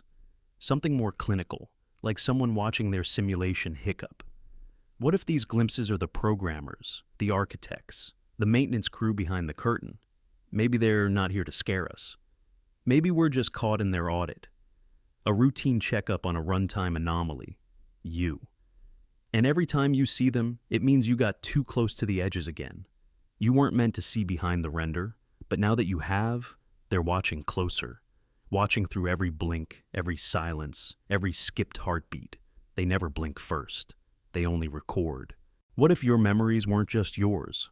Imagine sitting on a park bench when a stranger turns to you and says something eerily familiar. They describe a treehouse, a summer storm, a blue bike that broke its chain. And it's not just a story. It's your memory. A moment from your childhood you've never told anyone. But they know it, down to the color of the swing set. You've never met them. They shouldn't know this. And yet, they do. This isn't just déjà vu. It's something deeper, like a file mismatch. In online forums, stories like this surface often. Strangers recalling events they shouldn't know, even referencing people who've long passed away. A man in Oregon once reported a woman at a gas station asking if his dog ever recovered from its broken leg, a fact he never shared online. The woman smiled, said, "Wrong save file," and walked away. Another user shared that a coworker described their childhood bedroom in exact detail, despite never having met their family or visited their home. Some theorists believe this could be a glitch in a shared simulation. If consciousness is networked across a larger framework, memories may sometimes bleed between nodes, like cloud data synced to the wrong profile, or emotional residues copied into the wrong shell. In cognitive science, we know false memories can be implanted, but this feels different, more like a mirrored cache, a fragmented copy of a moment being recalled in the wrong identity stream, like echoing code in overlapping consciousness. So, the next time someone remembers a piece of your life better than you do, ask yourself, did they dream it? Or did your simulation forget which consciousness it belonged to and let the memory echo elsewhere? What if the simulation doesn't just glitch in silence, but in traffic? Imagine driving down a highway. A car merges ahead of you. You blink, and it's gone. Not pulled over, not turned off, not crashed, just vanished. No trace. Dash cams have captured these moments. Frames where a car in clear view simply disappears mid-lane. Drivers swear they didn't see a turn, didn't miss a beat. The footage shows no impact, no transition. One frame it's there, the next it isn't.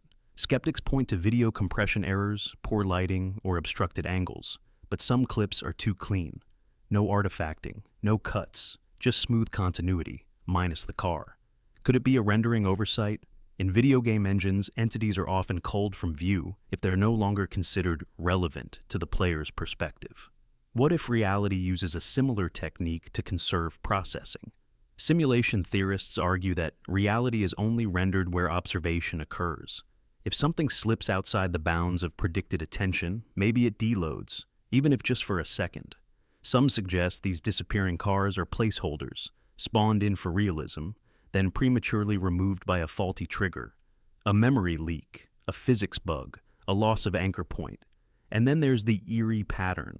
Some disappearances happen near major data centers or military facilities or on long, empty roads at night, where tracking is minimal. Coincidence or cleanup? What if the simulation not only loads but occasionally redacts, retracting elements from timelines that deviate too far from their intended path? You're not supposed to notice, but cameras sometimes do. So, if you ever see a car vanish mid-lane and your heart skips without knowing why, maybe the system blinked, maybe something got corrected, or maybe something got erased before it could finish its route. What if you were no longer living, but watching? Imagine sitting in a room and suddenly everything tilts. You're not in your head anymore. You're above it, watching your body move, your mouth speak, but it's not you doing it. It's like a camera took over. First-person mode disabled. You're now the observer, hovering behind your own life. And it feels terrifyingly real, like waking up in your own simulation. This isn't just imagination. It's called depersonalization, a scientifically documented state where people feel detached from their own body, like an outside witness to their life. For some, it lasts seconds. For others, days, even weeks. The world loses depth. Your voice sounds foreign. You touch your own hand, and it feels like glass. You're there, but not here. Present, but untethered. Neurologists believe it's linked to overstimulation in the temporal and parietal lobes, areas involved in self-recognition, spatial boundaries, and memory encoding. Under extreme stress, trauma, or neurological misfire, the brain disconnects from immediate sensation to protect itself. You become a spectator of your own existence, a fail-safe, flipping into third person when reality becomes too loud to process normally. But some believe it's more than just a defense mechanism. They suggest the observer is always there, silent behind the stream of thought. These moments aren't malfunctions. They're fractures in the illusion, a slip where your mind reverts to its true state. Not the actor in the scene, but the eye behind the lens. So ask yourself, when you look through your own eyes, who exactly is doing the watching? What if discovery itself comes with a kill switch? Imagine a physicist, brilliant, driven, on the edge of unraveling quantum behavior or unlocking the nature of reality itself. They publish a breakthrough, then vanish. No farewell, no accident, no body. Their emails stop. Labs get sealed. Colleagues say they just left. And it's not just one case. There's a pattern. Across decades, researchers working on topics like quantum decoherence, zero-point fields, or simulation theory have gone missing. Some withdraw from public view, others resign under odd conditions. A few disappear entirely. Their work is often unpublished, classified, or redacted posthumously. These aren't conspiracy theories. These are real scientists. On record one year, erase the next. In 2012, a European team studying delayed choice quantum erasers suddenly disbanded after claiming results they called destabilizing. One member later described dreams of code peeking through particles. In the 90s, an American AI physicist vanished while exploring consciousness collapse in quantum systems. His last entry? We've triggered something observer-aware. Skeptics say burnout, mental illness. Coincidence. But what if these vanishings are system-level censorship?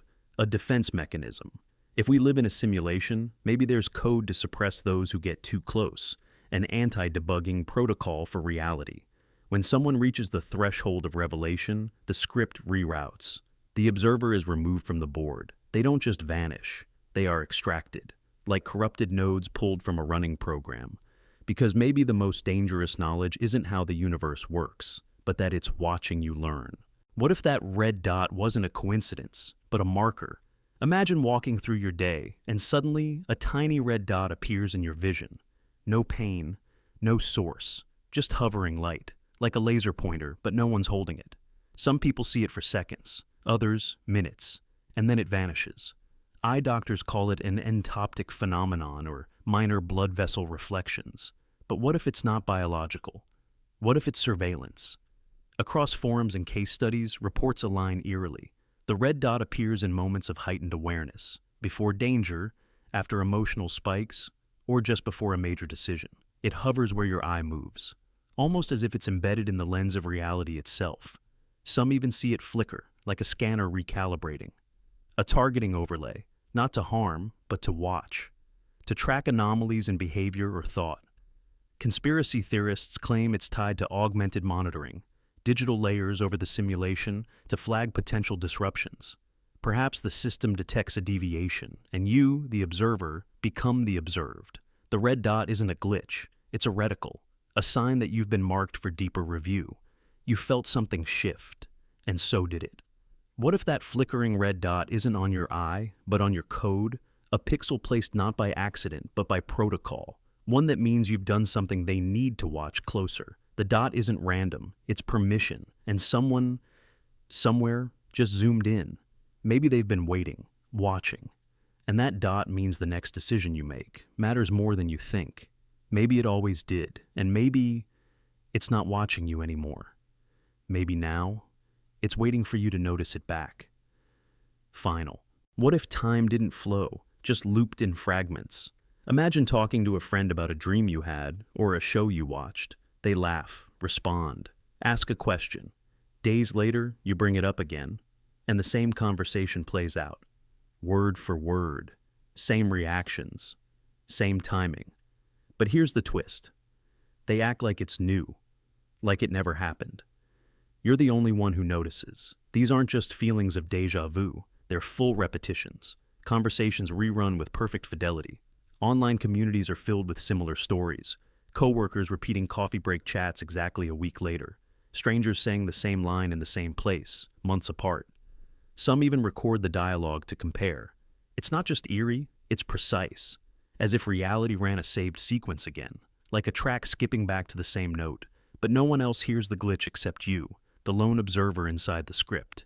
In computing, this would be a loop error. The system repeats a stored command set because it never marked it as complete. If reality is a simulation, or even just constructed on probabilistic logic, then what if these conversations are cached events? Snippets of dialogue caught in a cycle, triggered by proximity, timing, or emotional resonance. A corrupted script rerunning a familiar pattern. A recycling of reality where someone else's lines are recycled too perfectly to dismiss, again and again. So, the next time you find yourself in the middle of a conversation you swear already happened, ask, is it déjà vu? Or did reality just hit repeat on your line of code? And if it did, how many times have you already said this exact line before without ever realizing it? What if the world around you isn't blurry? It's unstable. Imagine waking up and everything looks grainy. A soft, shifting fuzz, like TV static, covers the room. It's not in your eyes. You blink. Rub them. It doesn't go away. Some call it visual snow syndrome, a neurological condition where people see static in everyday life. But others whisper another theory. What if it's not your brain that's glitched, but the simulation struggling to resolve? This isn't simple blur or fog. It dances, vibrates, lingers in shadows and blank walls. Some experience it constantly, others only in low light or when they're fatigued. Doctors point to overstimulation of the visual cortex, but that doesn't explain why some describe it as pixelated, like compression noise on a broken video feed, and why, in moments of stress or deep thought, the static seems to intensify, as if your mind is trying to see past the rendered layer into the data beneath. In digital environments, when bandwidth fails or resolution drops, visual artifacts appear. Specks, jitter, snow. What if your reality does the same under load?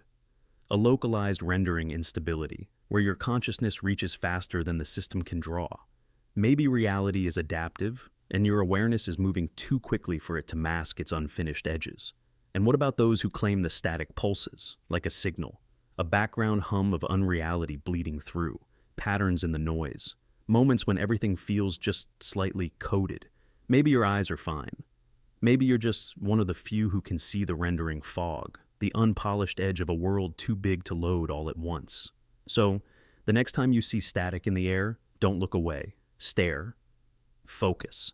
Let it wash over your vision like glitching snow. And ask yourself, is this noise or the texture of the code behind reality?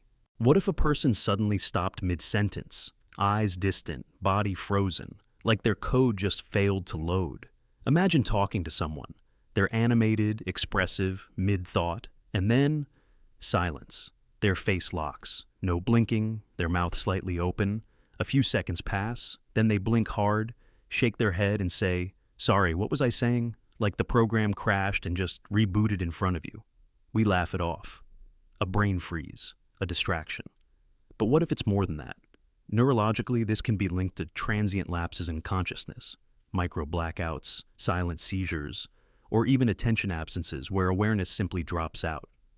The brain reboots, and the process of speech doesn't resume where it left off because the thread of thought was deleted, like memory corruption in real time.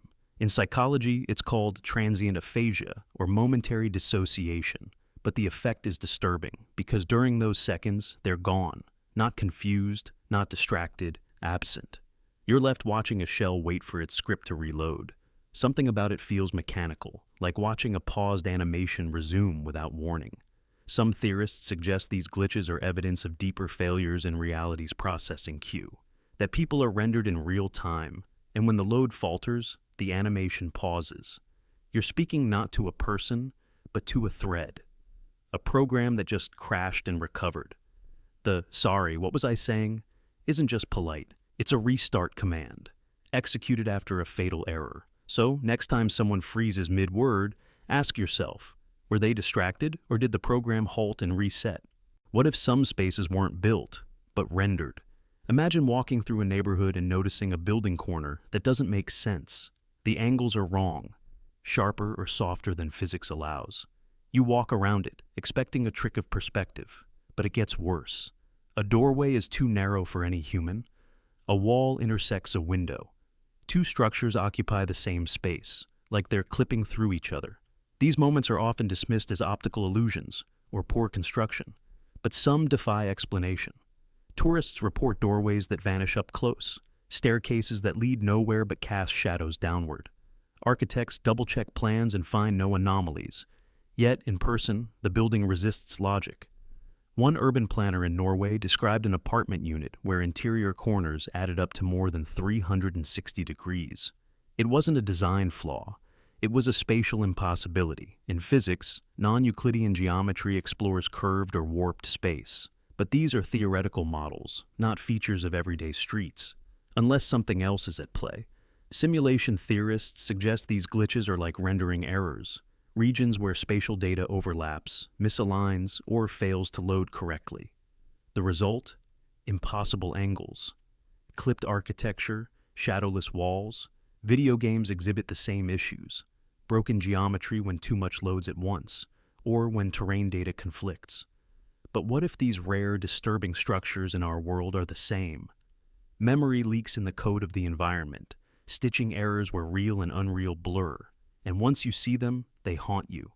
Not because the building is ugly, but because it wasn't built for you to notice. It was rendered just well enough for you not to ask. What if 3:33 a.m. wasn't just a time, but a trigger? Imagine waking up, not gently, but suddenly. No sound, no movement, just a jolt. You glance at the clock. 3:33, again. More people report waking at this exact time than any other. Coincidence? Or a scheduled event, like a system-wide ping? In folklore, 3 a.m. is the witching hour, the veil's thinnest point. But 3:33? That's specific. It's too clean. A mirrored number, a checkpoint. One digit repeated 3 times, as if something is verifying a pattern. Some say it's the subconscious syncing with the universe's pulse. Others believe it's the time when consciousness updates. Science points to sleep cycles, REM peaks, hormonal changes, but those happen at various times. Why 3:33 for so many? Why the exact minute? Across continents, languages, and lifestyles, the moment repeats. It's as if the simulation schedules maintenance while most are asleep, a brief scan, a memory rewrite, a code refresh. People report waking with unease, vivid dreams cut off midstream, or sudden inspiration. Some feel watched. Others feel emptied, as if something passed through them, checked them, logged them. What if 3:33 is when the system pauses, not for everyone, but just the ones glitching? The anomalies, the outliers, and you waking up? That's the error. You weren't supposed to notice, but you did. Again. And maybe that's why they're coming closer. Each time you wake, you remember a little more.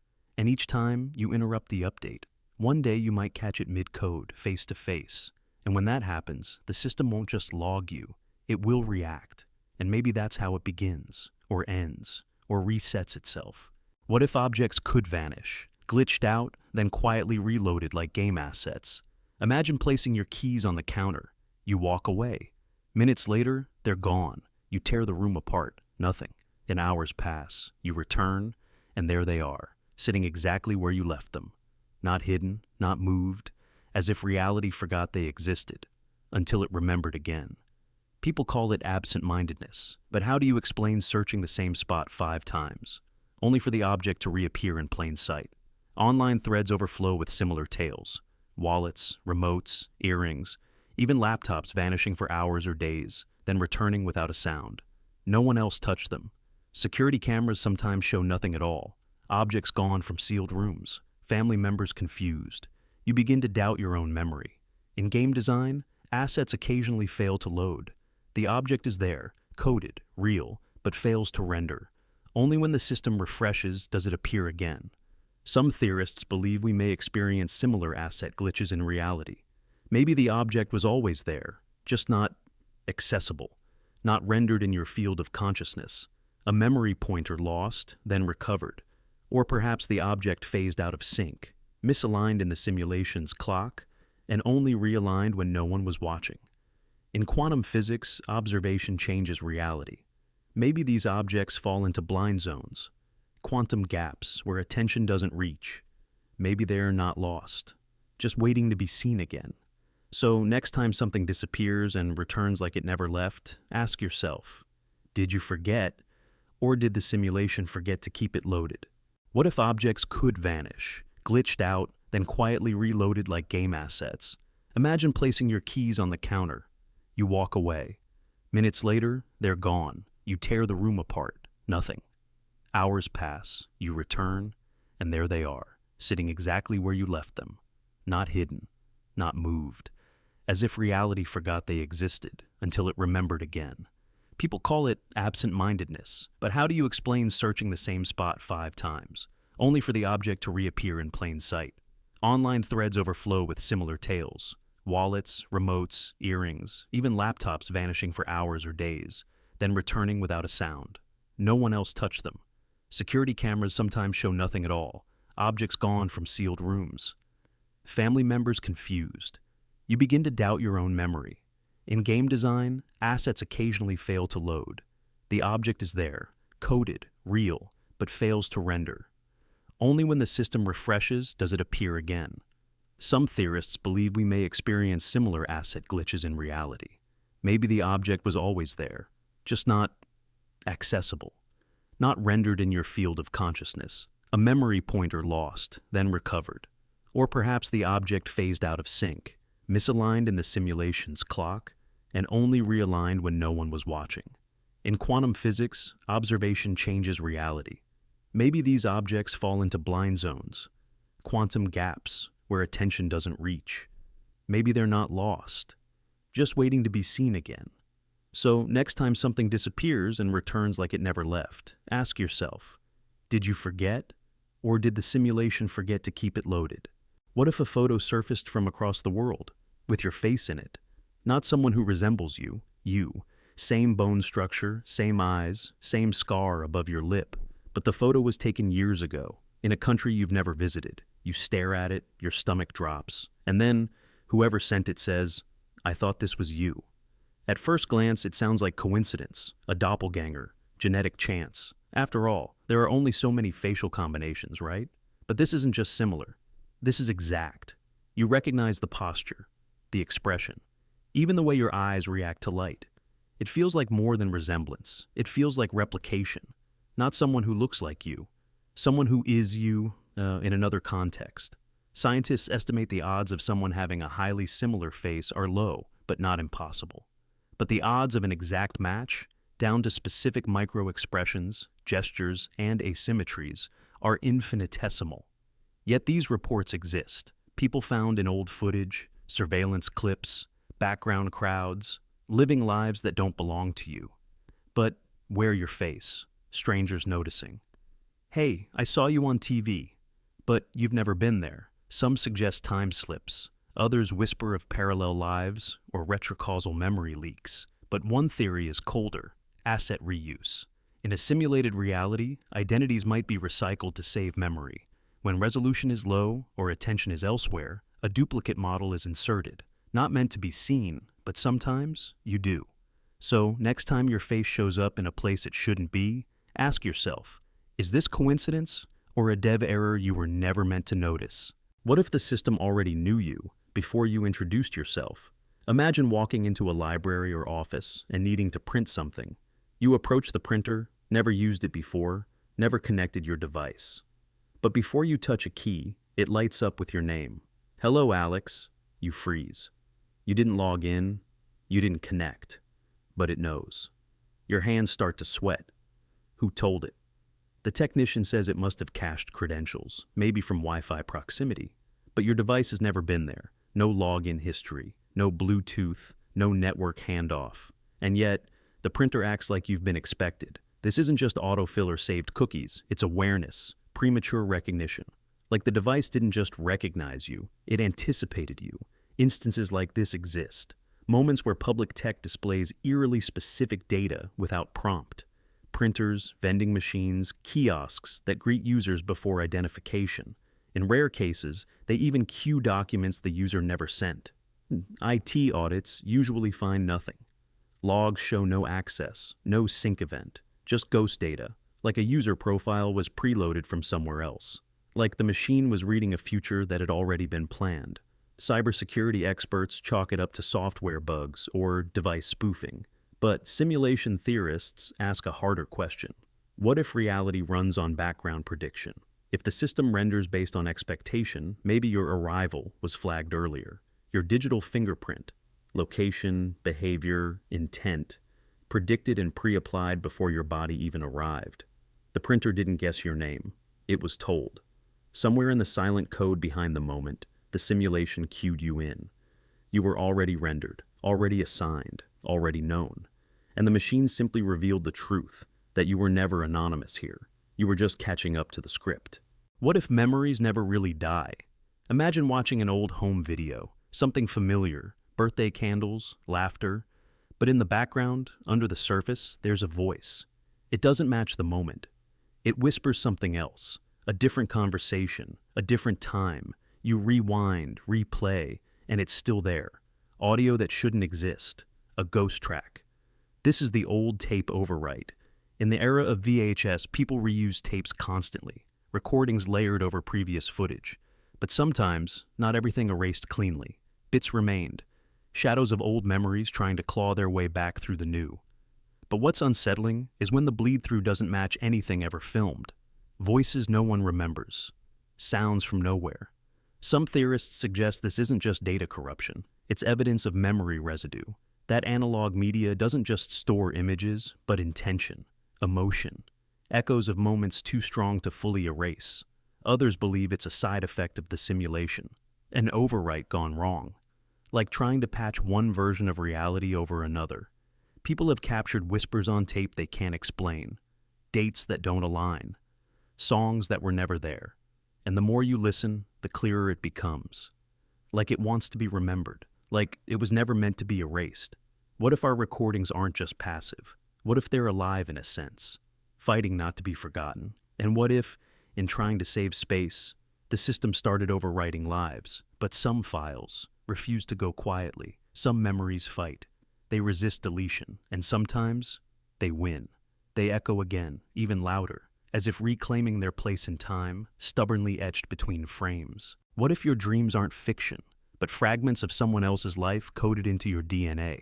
Imagine waking from a vivid dream of a stone street in a foreign country. The air, the smells, the language, strange yet familiar. You've never been there, but weeks later you find a photo online. It's real. That street exists. Your ancestors once lived there. You had no idea. No one told you. And yet, your body remembered. This isn't fantasy. It's genetic memory, a real growing field of research. Scientists have shown that trauma can pass through generations. Mice trained to fear a smell have offspring who react the same way, without ever experiencing it. What if it's not just fear or stress that's stored, but moments, places, emotions? Deep impressions encoded in genes like dormant software, memories we never made, yet somehow carry in silence. People around the world report similar dreams. Battles, famines, ancient rituals, all unknown to them, later confirmed by genealogy or local records. One woman in Poland dreamed of a house she'd never seen. DNA tests traced her ancestry to a village where that exact house still stands, belonging to her great-grandmother. Is that coincidence or data activation? Some theorists believe our DNA holds more than traits. It may carry experience, snapshots of life encoded in cellular memory. Perhaps dreams unlock these fragments when consciousness dips low enough to decode them. Maybe you're not just dreaming, you're remembering something you never lived. So, next time you wake with a memory that doesn't feel like yours, ask, is it imagination or ancestral code waking up? What else dreams behind your eyes, waiting to return? What if reality has settings, and sometimes someone tweaks them?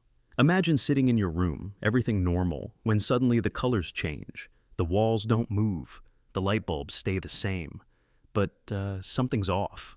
The world feels washed out, too gray, too pale.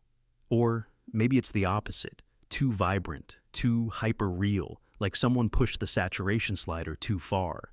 These are known as color shift events, and they're not just tricks of the eye. They may be subtle signals that the simulation is being edited live. We know perception is tied to light and brain chemistry. But these moments are different. They don't follow emotional spikes or eye strain.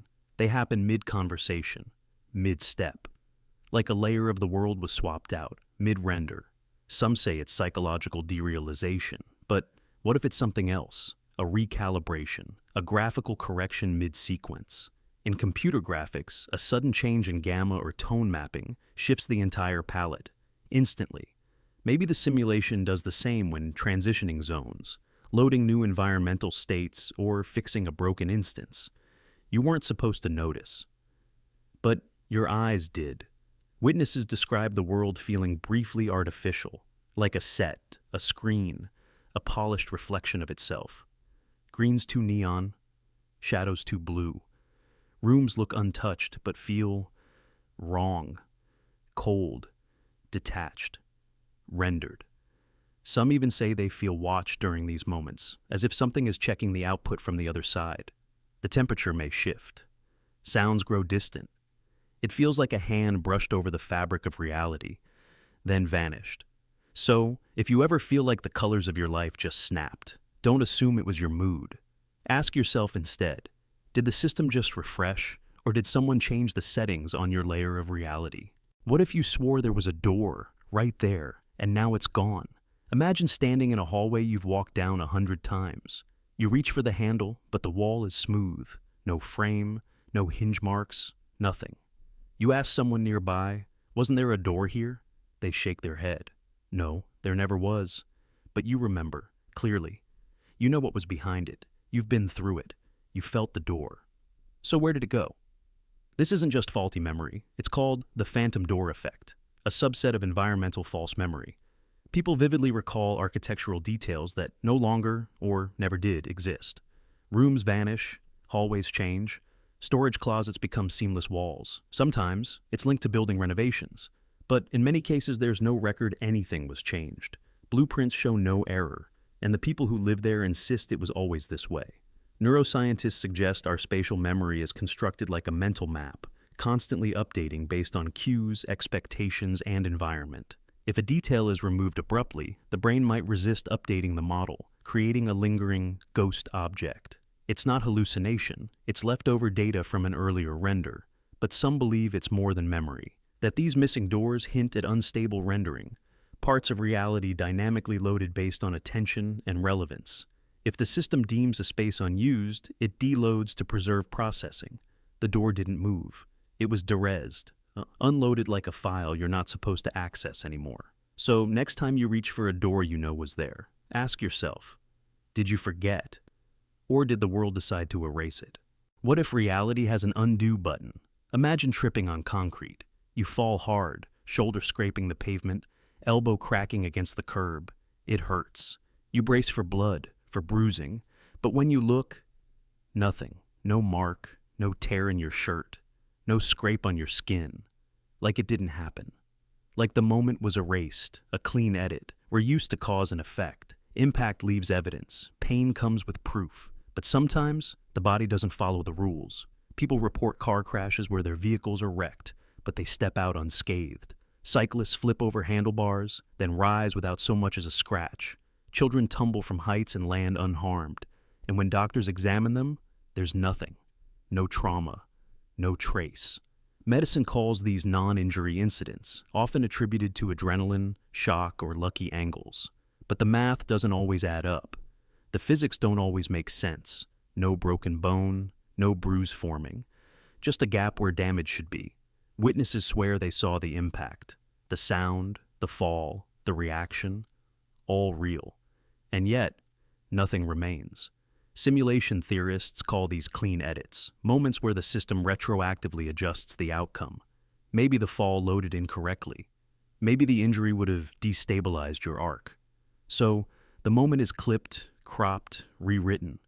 The pain lingers, but the evidence vanishes. Like saving over a corrupted file, like trimming frames from a timeline, like the damage never compiled. If reality is code, these aren't miracles.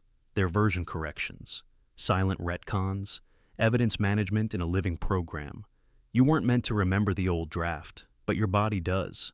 Somewhere deep inside, your nerves still flinch at the impact that never happened, because the system forgot to erase the echo.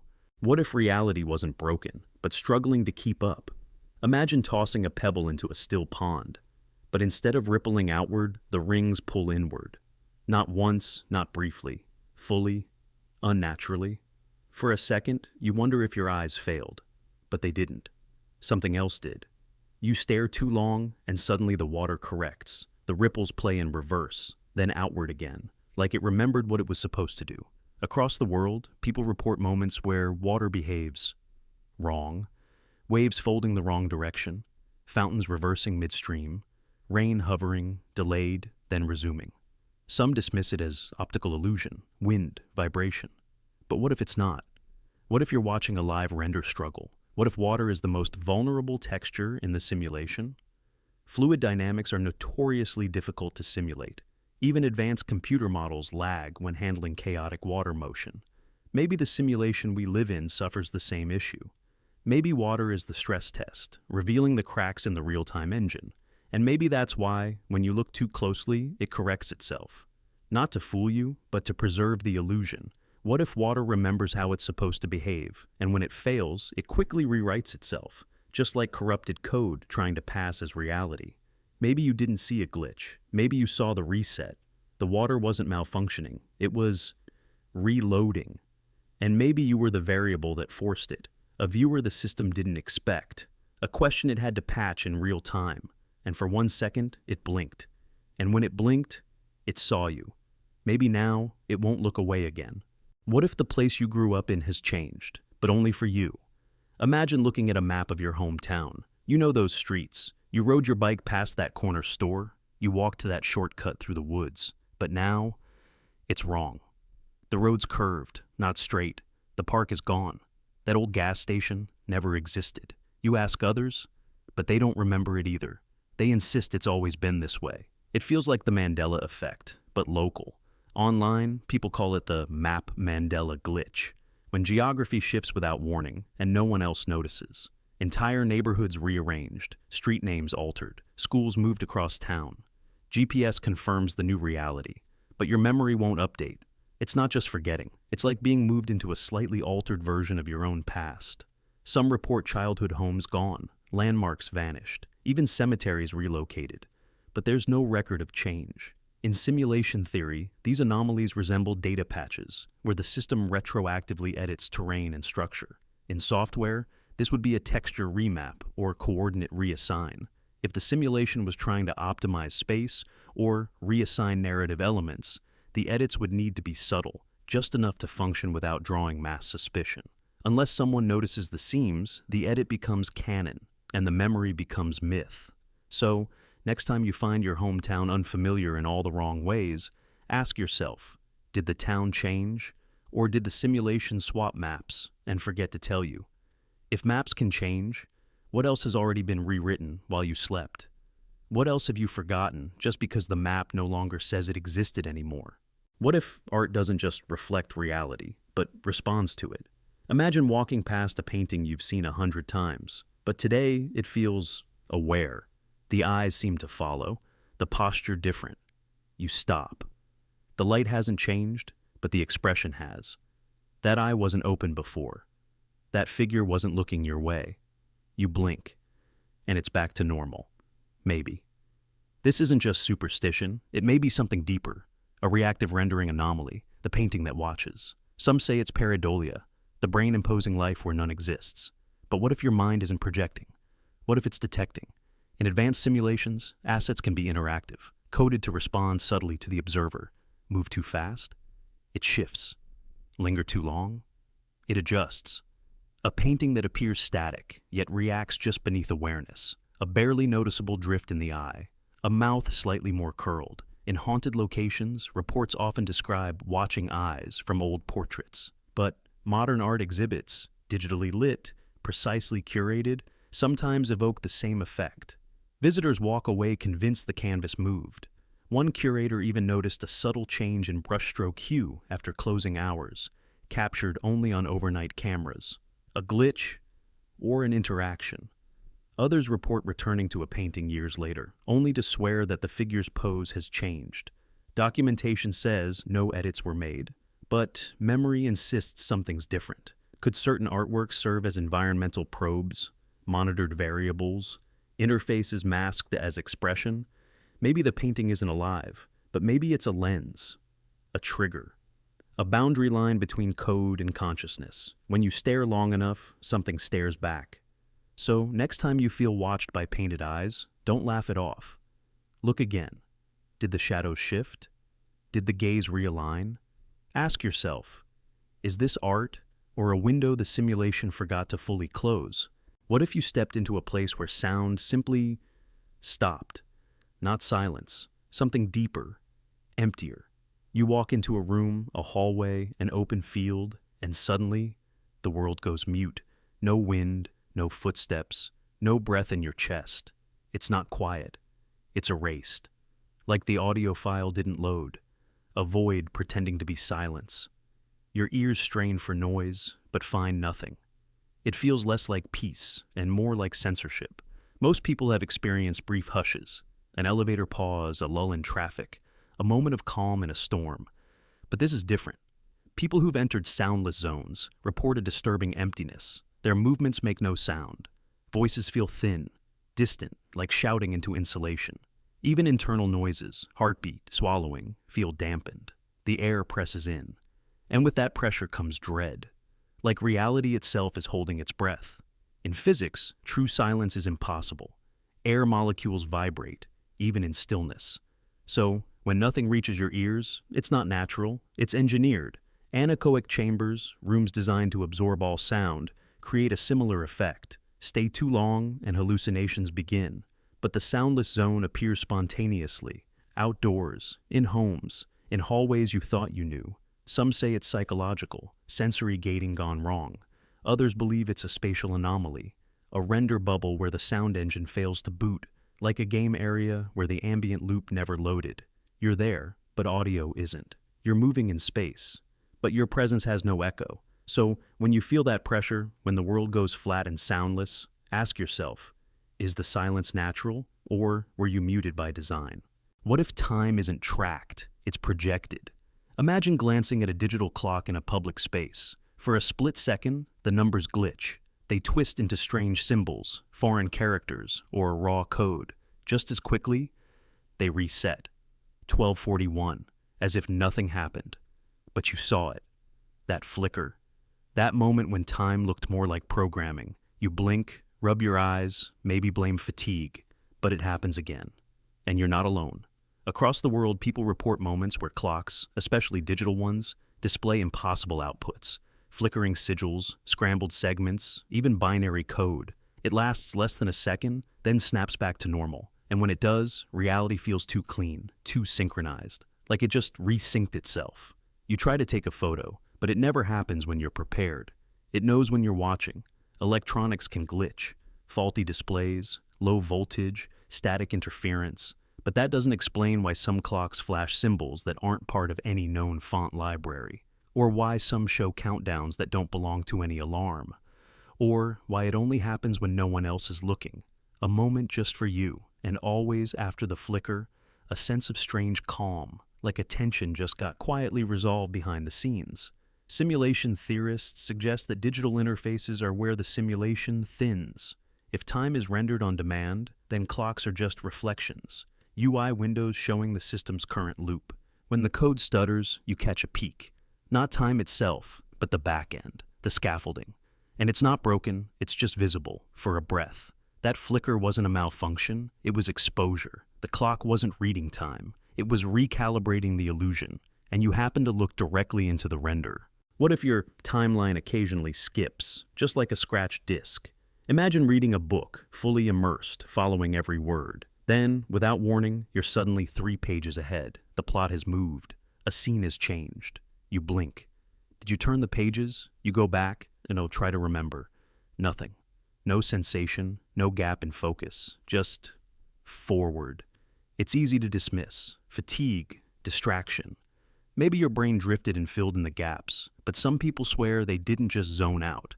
They were moved ahead, as if their progress was forced to align with a faster track. Like a skipped chapter in memory, not time. Like your story jumped because someone hit fast forward. In digital media, buffering or lag can cause frames to jump ahead, skipping key moments to keep the narrative flowing. Could our reality have a similar mechanic?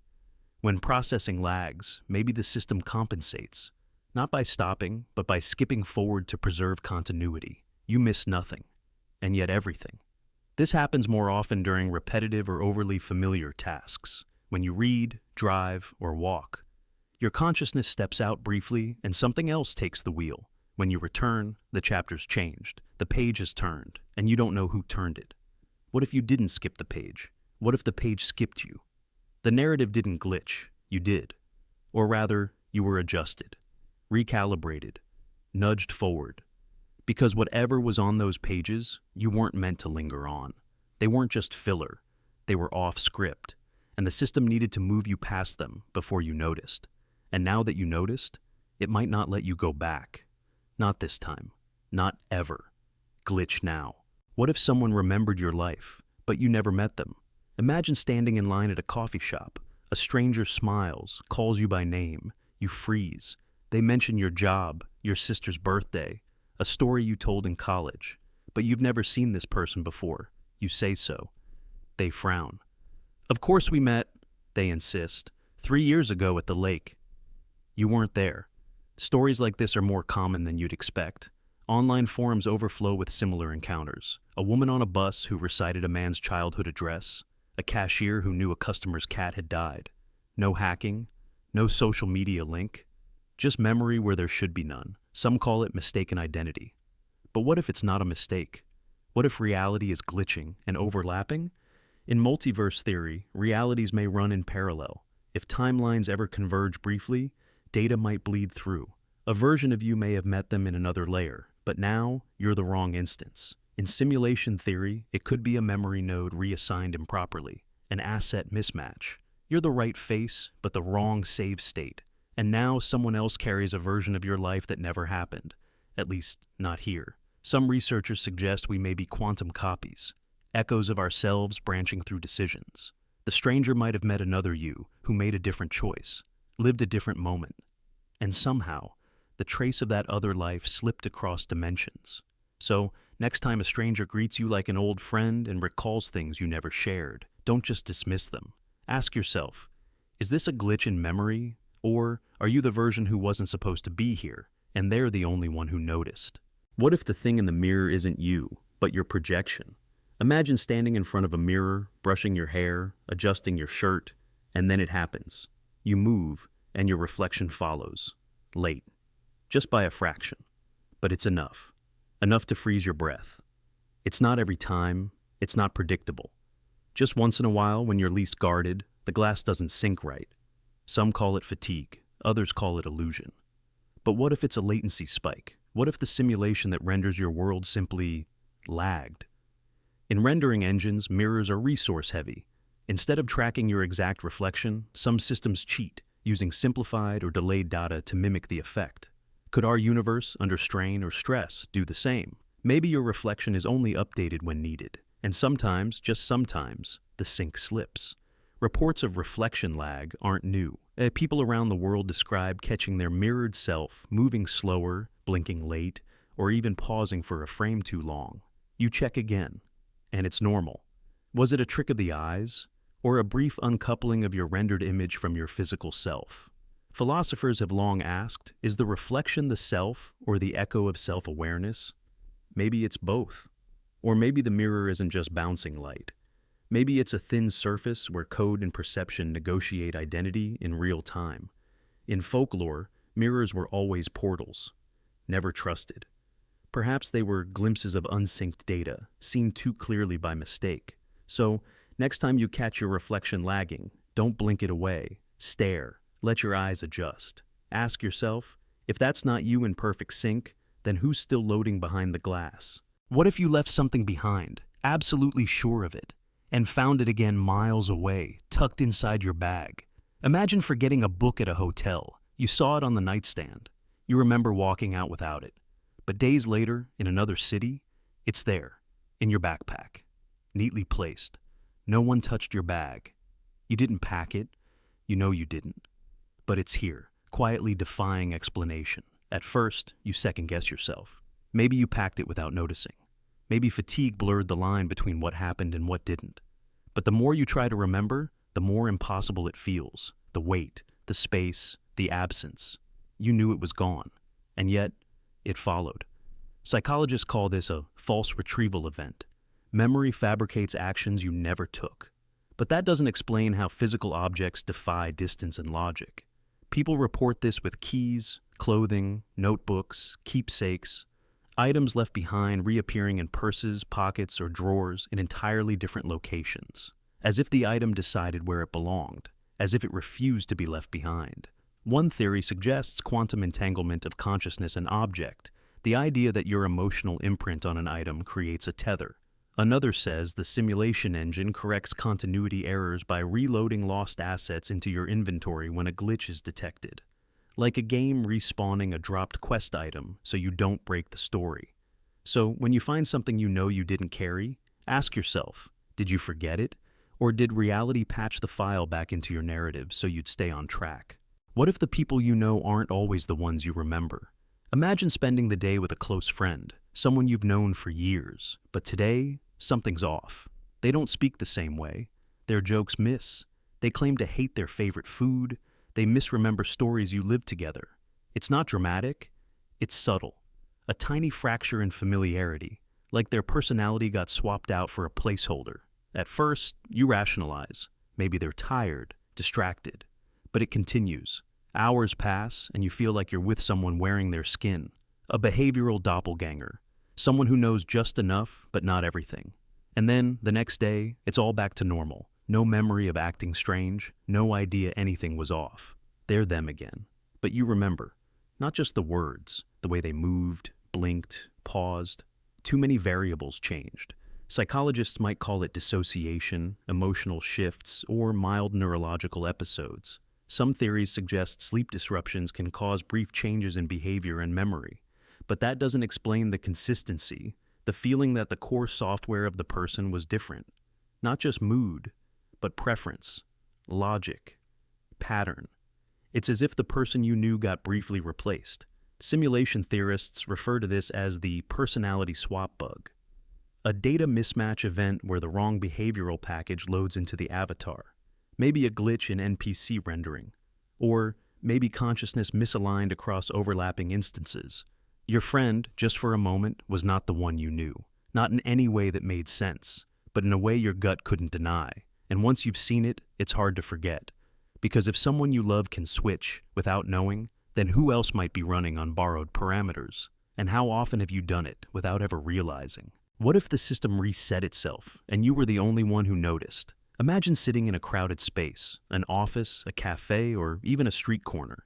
The usual noise fills the air when suddenly a low electronic tone cuts through the chatter.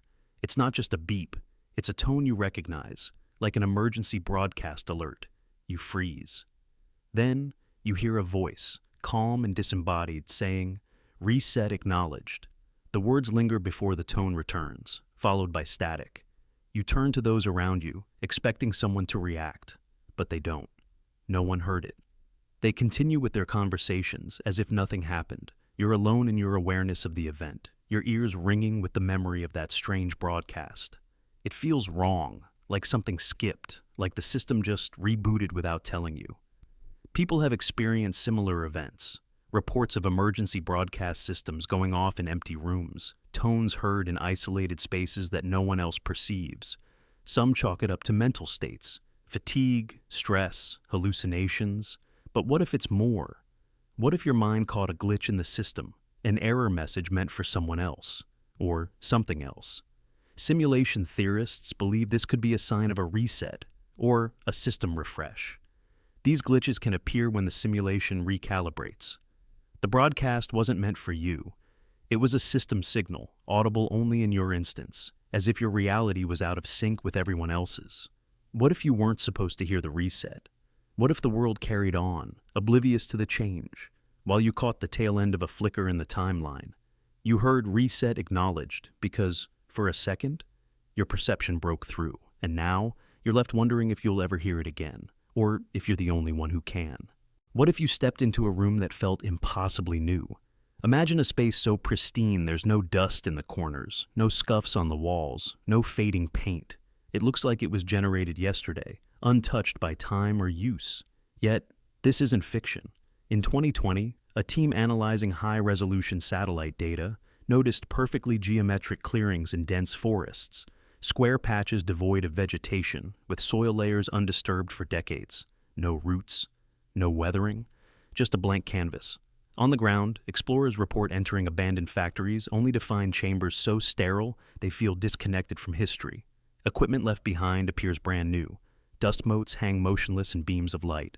Thermographic scans in one Nevada mine revealed uniform temperature gradients. No heat signatures from machinery. No air currents to stir particles. It's as if the room never existed before you arrived, and may vanish again without a trace. Architects call this a white box effect. A perfectly blank gallery, free of context. But even white boxes carry subtle echoes, acoustic reverberations, static electricity, the residue of human breath. These holes carry none.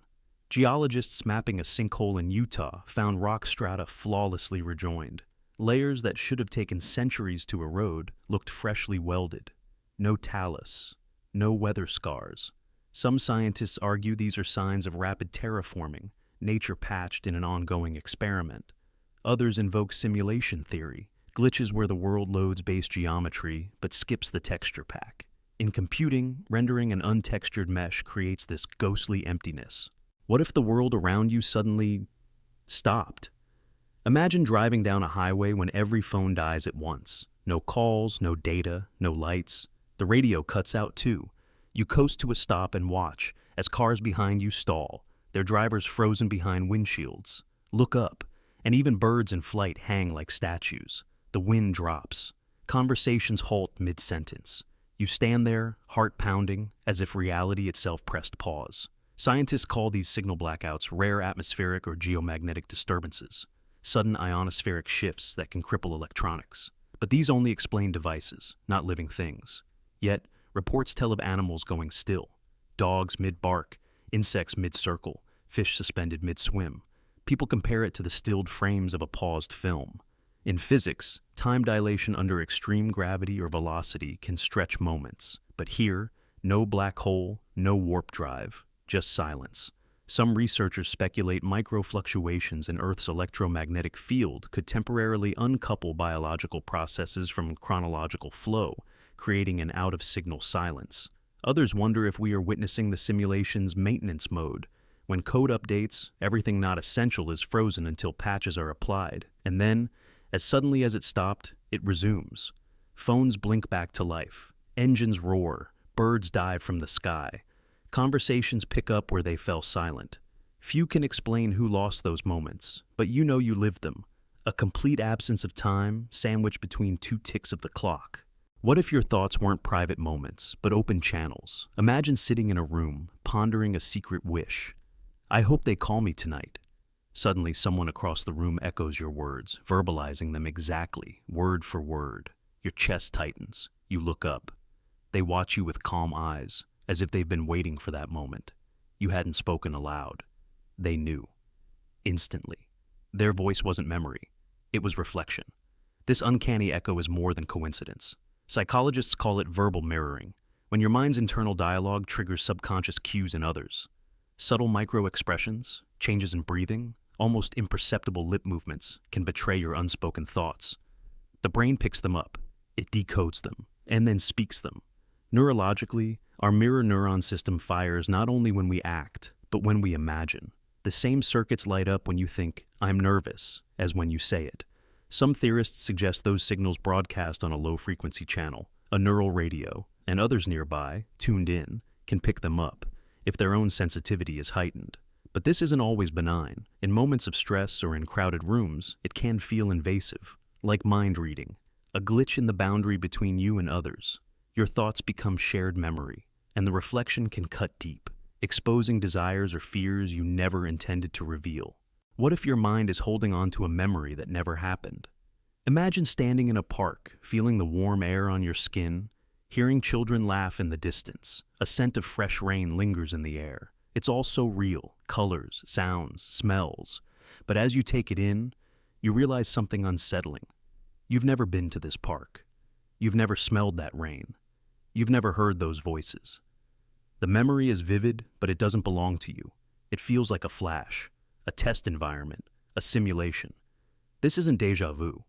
It's not the brain playing tricks. It's something more fundamental. Your mind holds on to a piece of something you never experienced, an event that's perfectly detailed, yet completely untraceable. You search for the source. No childhood experience, no story shared, no forgotten trip. It's just there, a flawless memory with no origin. Scientists call these false memories. Moments that feel real but never happened. The brain, in its infinite complexity, can sometimes create experiences based on fragmented data. Snippets of a dream, a story you overheard, a feeling that gets attached to an imagined scene. But what if these aren't mistakes? What if they're the product of something more artificial? A memory designed to test your recall, an imprint placed into your mind like a code injection. Simulation theorists believe this could be an environment check, a way for the system to see how you process memory. An error in rendering. A simulated experience slipped into your timeline to test your response to unexpected data. You remember it as if it's real, but nothing ever caused it. It's a glitch, a shadow of experience, left behind when the environment was recalibrating. You remember, but it never happened. You feel it, but it was never yours to feel. What if your brain were a beat behind your body? Imagine flinching at a door slamming before you even register the sting. A pinprick to your finger, and the pain arrives a fraction too late, your hand already jerking away, as if your reflexes outran your awareness. Words slip through your thoughts like molasses. You know what you want to say, but the syllables crawl out slowly, leaving you half-formed, frustrated. This isn't fiction. It's brain lag, a desynchronization of your internal processes. Neurologists studying reaction times know that reflex arcs bypass the cortex, reaching the spinal cord and back in as little as 20 milliseconds. But pain signals travel slower, often delayed by up to 150 milliseconds. In one 2019 study, participants withdrew from heat stimuli before they consciously felt the burn. Their bodies acted on raw sensory input while their minds processed events afterward. Cognitive lag extends to speech.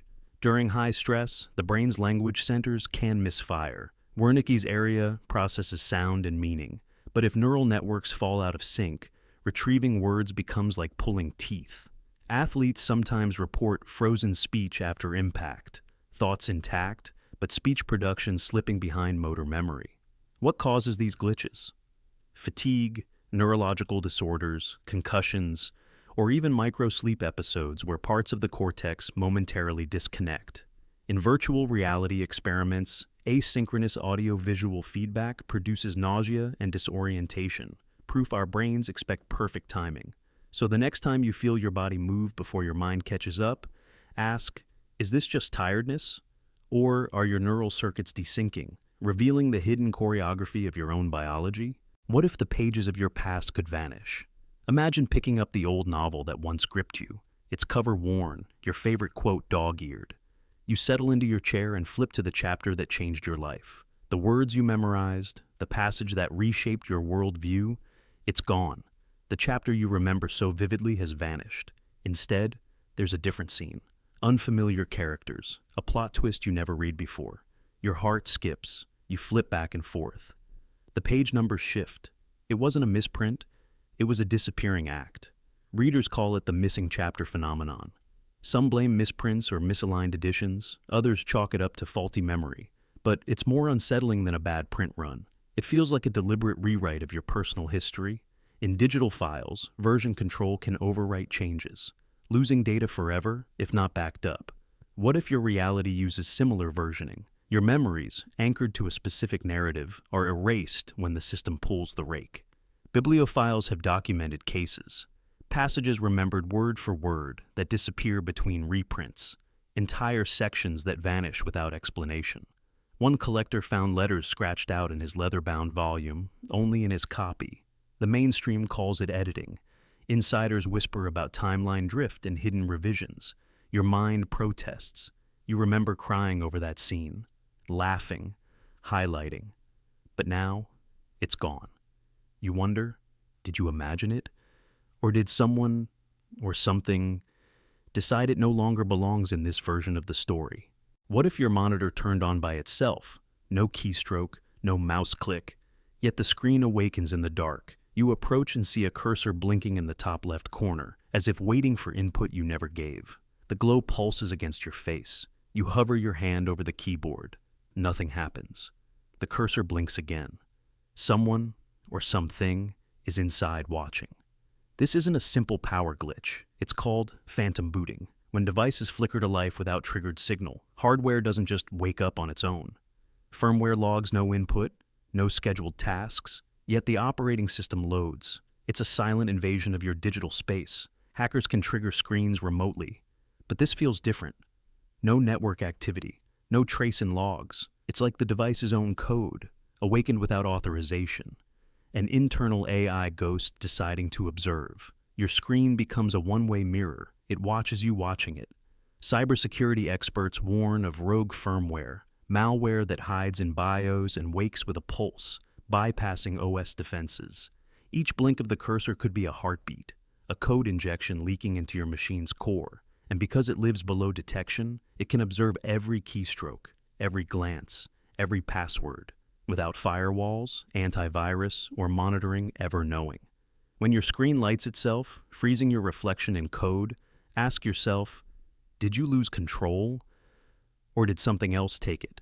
What if your reflection wasn't your own? Imagine standing in front of a mirror, your eyes locked on your own image. You stand still, focusing on your expression, waiting for the familiar movement. But then, something strange happens. Your reflection smiles first. It's subtle. It's not a grin you made. It's emotion that's independent of you. Your reflection smiles before you do. You freeze. You watch, feeling a chill crawl down your spine as your reflection holds that smile for just a moment too long. And then, as if on cue, you mirror the expression. Your lips curve upward, just as they always would. But it doesn't feel normal. It feels like the reflection acted first, and you're simply following along. The moment feels like a fracture, a break between what's real and what's not. Your reflection is always supposed to be in sync, a mirror image of your actions. But not this time. This time, it led. It smiled, then you did. And as you stare at the mirror, lost in this strange occurrence, the lights flicker. Once, then again. A dull hum fills the room. You blink, but the reflection remains the same. You search for a logical explanation. Fatigue, nerves, a trick of the light. But none of that makes sense. You couldn't have smiled without your reflection smiling first. Simulation theorists might suggest the mirror is an interface, a layer between your conscious self and another realm. What if your reflection isn't just a copy, but an independent entity existing in a parallel timeline, waiting for the right moment to assert itself? What if this was a glitch in the system, a moment when the simulation hiccuped and the reflection took the lead? What if your reflection is more than just an image? What if it's a reminder that, sometimes, reality doesn't play by the rules? What if your mind locked the controls for a moment? Imagine opening your mouth to speak, but no words come out. You feel the urge, the intention, but your voice stays silent. Or you lift your hand to wave, to push a door open, to catch a falling glass, and your arm doesn't respond. You're trapped inside a body that refuses input, as if the world implemented a split-second input lock. In neuroscience, this phenomenon has parallels in transient motor inhibition, a brief failure of neural command pathways. Studies on cortical silence reveal that during high stress or sudden anxiety, inhibitory signals from the prefrontal cortex can override motor commands, effectively freezing voluntary movement. In one experiment, participants subjected to an unexpected loud noise experienced a measurable delay, up to 200 milliseconds. Before they could press a button they'd practiced 1,000 times. Speech can be similarly affected. In people with conversion disorder, psychological stress manifests as temporary loss of speech or movement, without underlying neurological damage. Yet, even in healthy individuals, research shows moments of speech arrest when the brain's speech production centers desynchronize. PET scans of volunteers under intense cognitive load revealed asynchronous activation between Broca's area and the primary motor cortex, leading to a transient frozen state. This locked-out moment isn't just a rare glitch. Athletes encounter it during choking under pressure, when overthinking disrupts the automatic motor routines fine-tuned by muscle memory. Musicians suddenly unable to play a practice sequence. Actors forgetting lines mid-scene. These are real-time input locks, where the skill pathways are momentarily blocked by excessive cortical control. So, next time you find your body paused in a critical moment, ask, is it nerves? Or is your brain enforcing a hard lock, giving you a glimpse into the delicate balance between intention and action? What if you woke up to a day you've already lived? Imagine opening your eyes and hearing an alarm you set, only to realize you set it the day before. The bird song is the same. The scent of coffee drifts in identical rhythm. Every detail, the creak of floorboards, the temperature of the shower, feels preloaded in your memory. You know the ending. The smile your friend will give, the misstep in traffic that almost tipped your coffee, and the moment you consciously decided to stay silent. Scientists call this phenomenon déjà vécu, a deep sense of reliving a complete event. It's more than momentary déjà vu, it's total recall of every minute. Neurologists link it to temporal lobe activity or transient glitches in the neural circuitry that stores memories. Yet reports suggest something stranger, recognition of moments you could not have experienced yet. Consider a computational analogy. When a user interface reloads a session state, it restores inputs, paths, and preferences exactly. If reality worked on snapshots, you might literally replay a saved frame of your timeline. Your consciousness reboots into the same moment, retaining the log file of your previous playthrough. People describe the unsettling clarity of knowing conversations word for word, of anticipating traffic lights, of feeling trapped in a loop, except you can't break it. You remember choosing to remain quiet when a harsh word came to your lips. You remember the relief and the regret as it slipped by. Then, evening comes, and as the sun sets in perfect sync with the last time, you brace for the reset, or the escape.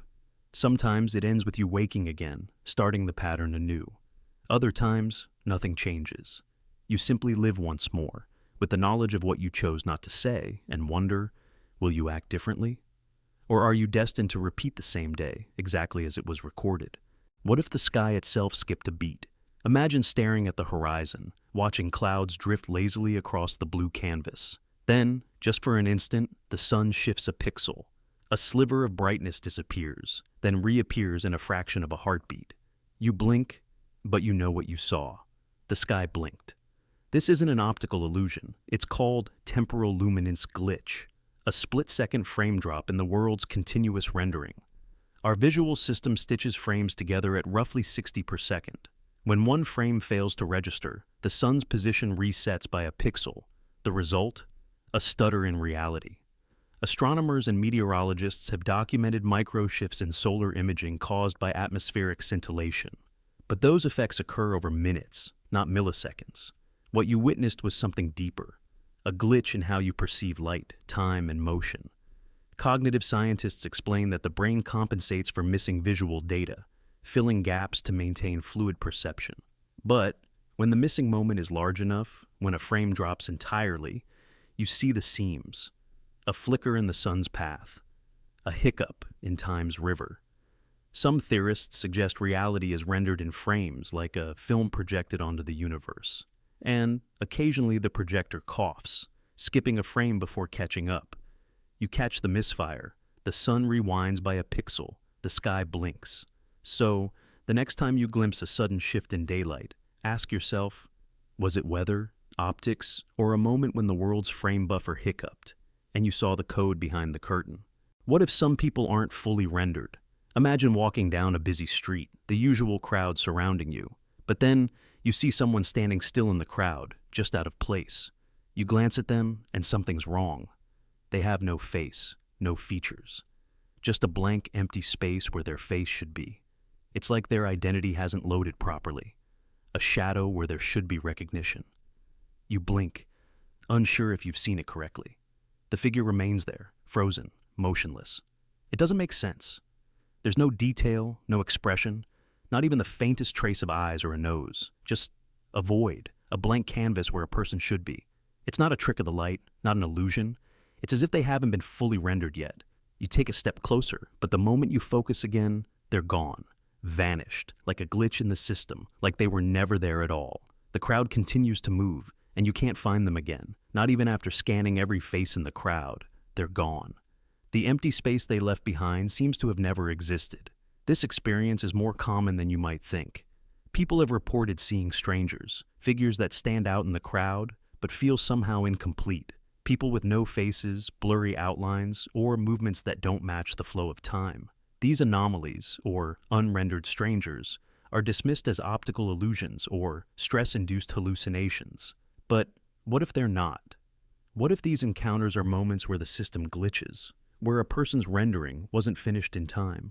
Simulation theorists suggest these glitches occur when the environment's data load isn't synchronized properly. Maybe these unrendered strangers are just people whose visual data hasn't fully loaded yet, left as placeholders, forgotten by the system until the next refresh. Maybe they're not people at all. Maybe in that instant, the simulation is simply out of sync, and you noticed it. What if the universe was listening? Imagine flipping a coin 10 times, and each time it lands heads. You laugh in disbelief. Then you check your phone. A friend you haven't spoken to in years calls out of the blue, moments after you thought of them. You glance at the clock. It's your birth date on the dot. You walk down the street and license plates spell your initials. A billboard flashes numbers matching your favorite code. It's not coincidence, or is it? These are impossible odds incidents, moments when randomness seems to bend for you. Statisticians warn that rare events happen, but 10 heads in a row is 1 in 1024. And what are the odds of a phone call timed to your thoughts, or seeing your birth date everywhere? Multiply these probabilities and the result is virtually zero, until it happens. In 1997, a mathematician recorded 5,000 coin flips and saw one run of 10 heads, statistics in action. Yet personal accounts often exceed expectations. One woman won 10 slot machine spins, then discovered a bill on the floor with her childhood area code. Another man's cat meowed at 11:11 each day for a month. His own coded synchronicity. Psychologists call it apophenia, seeking patterns in randomness. Our brains crave narrative, connecting thoughts, flips, and numbers. But some invoke quantum mechanics. The observer effect suggests measurement can influence outcomes. Could your focus collapse probabilities in real time? Next time you witness a cascade of uncanny coincidences, ask, is it merely chance carving patterns? Or are you tuning into a hidden resonance between mind and cosmos, where impossible odds become inevitable? Are you alone in this loop, or part of a larger design? What if, overnight, the world received an update, and you weren't notified? Imagine waking up to find everyone's personality subtly altered. You tell a joke, and laughter ripples through the room. Too loud, too precise, as if a laugh track synced to your punchline. Friends offer comfort, but their words feel rehearsed, their sympathy tinged with something mechanical. Conversations once organic now follow a rigid script. This eerie shift, some call personality patch day. In software, patches alter code to fix bugs or add features. Sometimes they cause unintended side effects, overwritten settings, forced defaults. Could human behavior be similarly patched? What if an unseen force deployed a personality update across society's nodes overnight? Empathy modules recalibrated, humor functions refined, social reactions standardized.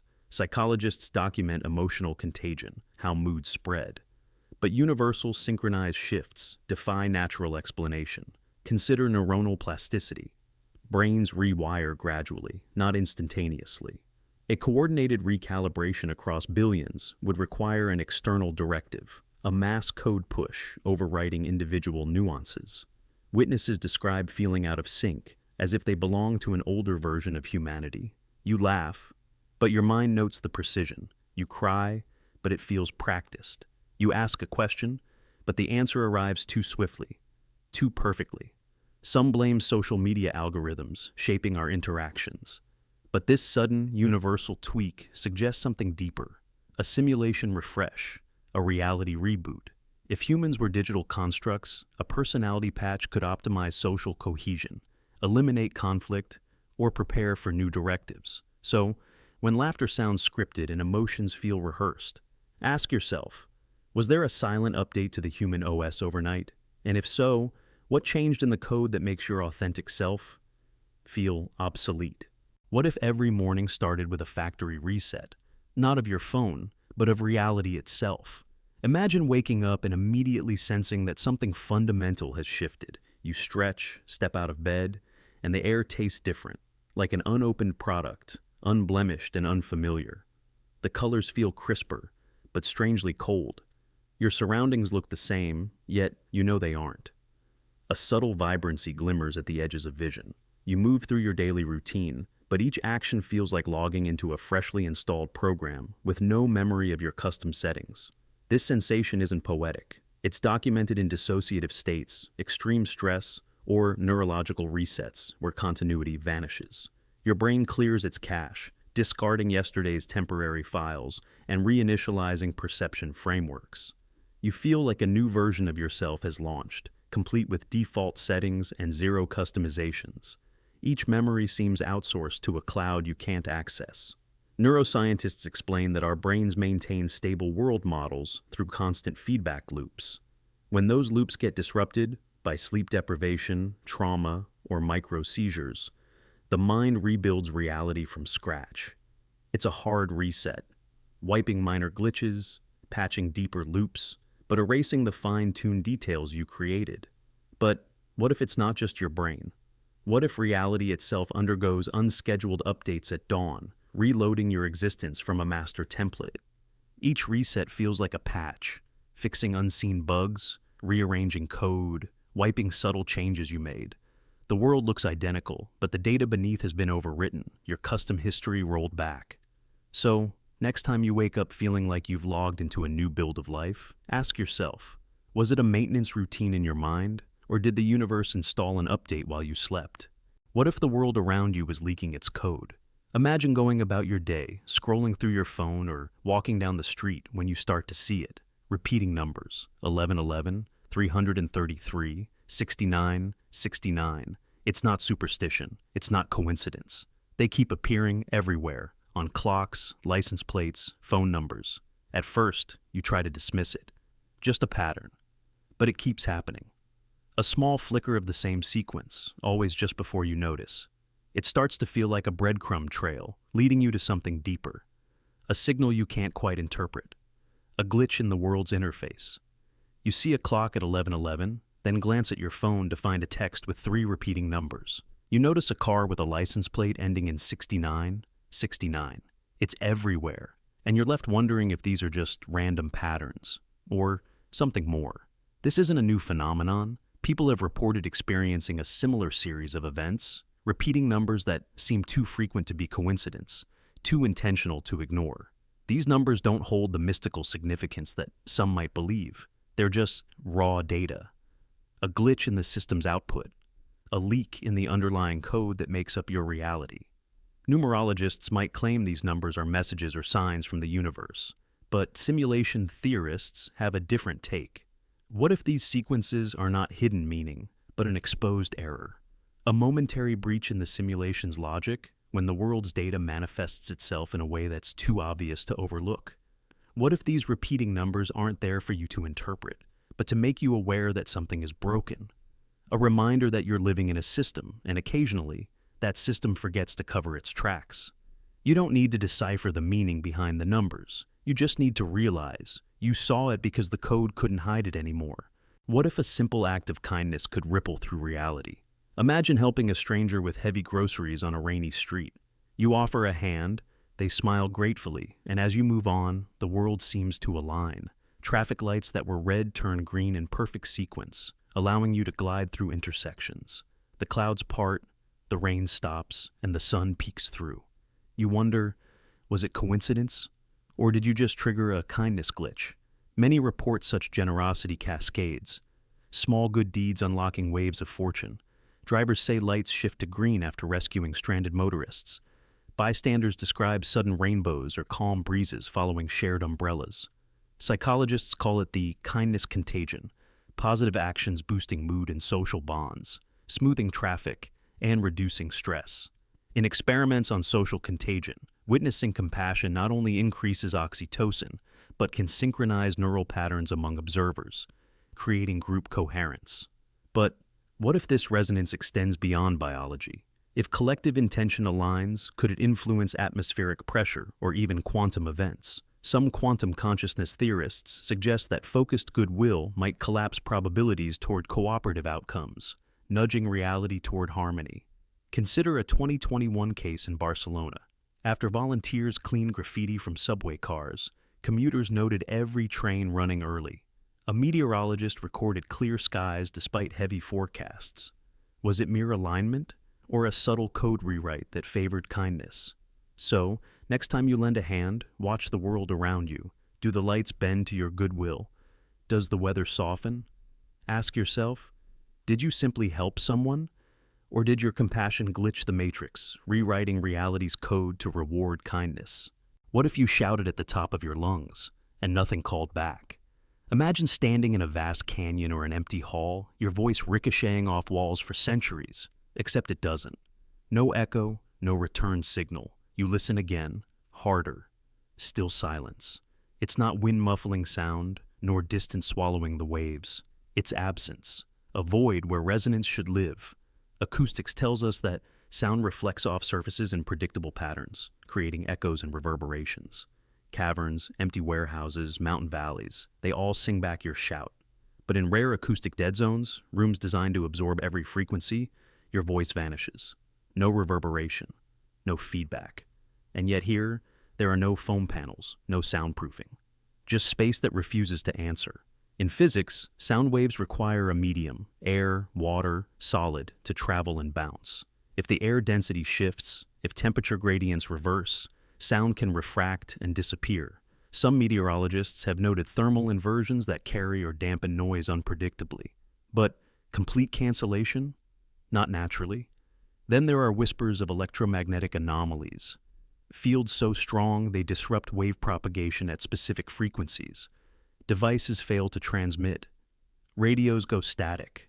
Still, the human voice should follow classical rules. Yet people report standing in forests, empty plazas, or abandoned stations, calling out and hearing only the faintest hiss of life in pause. Could it be a physical blank? A pocket of space where the rules of resonance falter? In simulation theory, areas of low priority may not be fully rendered in real time. Audio may be streamed to observers only when they are expected to listen. If you weren't supposed to hear yourself, maybe the system never loaded the echo. So, next time you call into the silence, consider this. If your voice can disappear, what else has been muted just beyond perception? What if a place in your mind wasn't just imagination, but a real admin panel controlling reality? Imagine closing your eyes and typing commands. Spawn a chair, mute a stranger's voice, rewind a spilled coffee. You walk through the world as root, with privileges no one else has. You pause people mid-sentence, gaze blank, like a buffer waiting.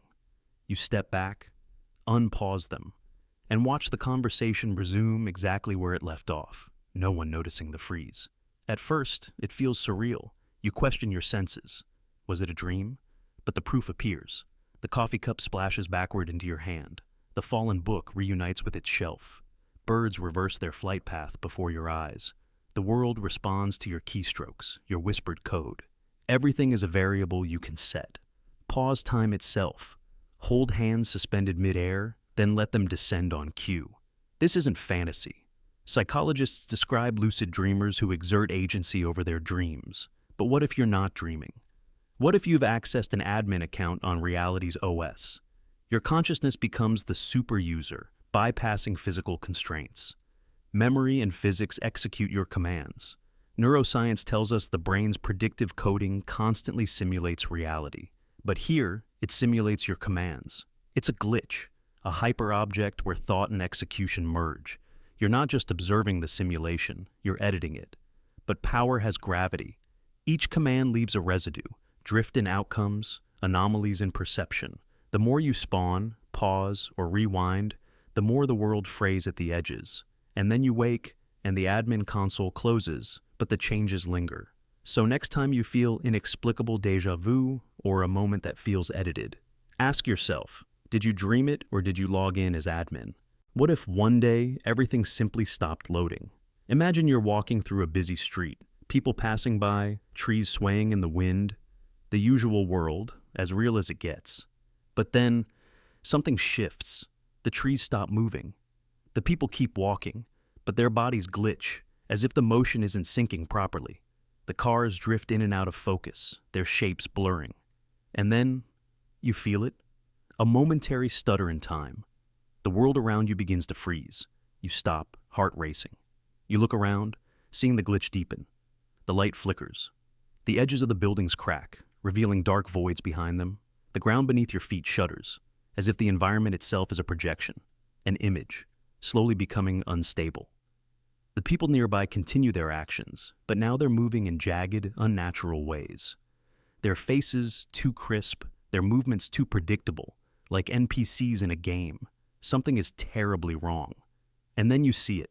The world is no longer loading. The textures, the details, the very essence of reality is unraveling. You catch a glimpse of what's behind it all. The code, the framework, the sheer mechanics that have been holding this world together, piece by piece, illusion by illusion. This isn't a dream, a hallucination, or a breakdown of the human mind. This is something else entirely. The final render, the moment when the simulation reaches its limit, the instant when everything collapses and the facade cracks wide open, revealing the empty spaces behind the curtains. Simulation theorists believe that one day all the data, the characters, the environments, the events, might simply stop loading. The world will fail, and the truth will be exposed.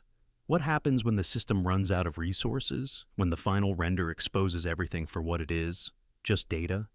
Maybe that day is closer than we think. And when it comes, you'll see everything for what it really is. Just a program holding on until it can't anymore.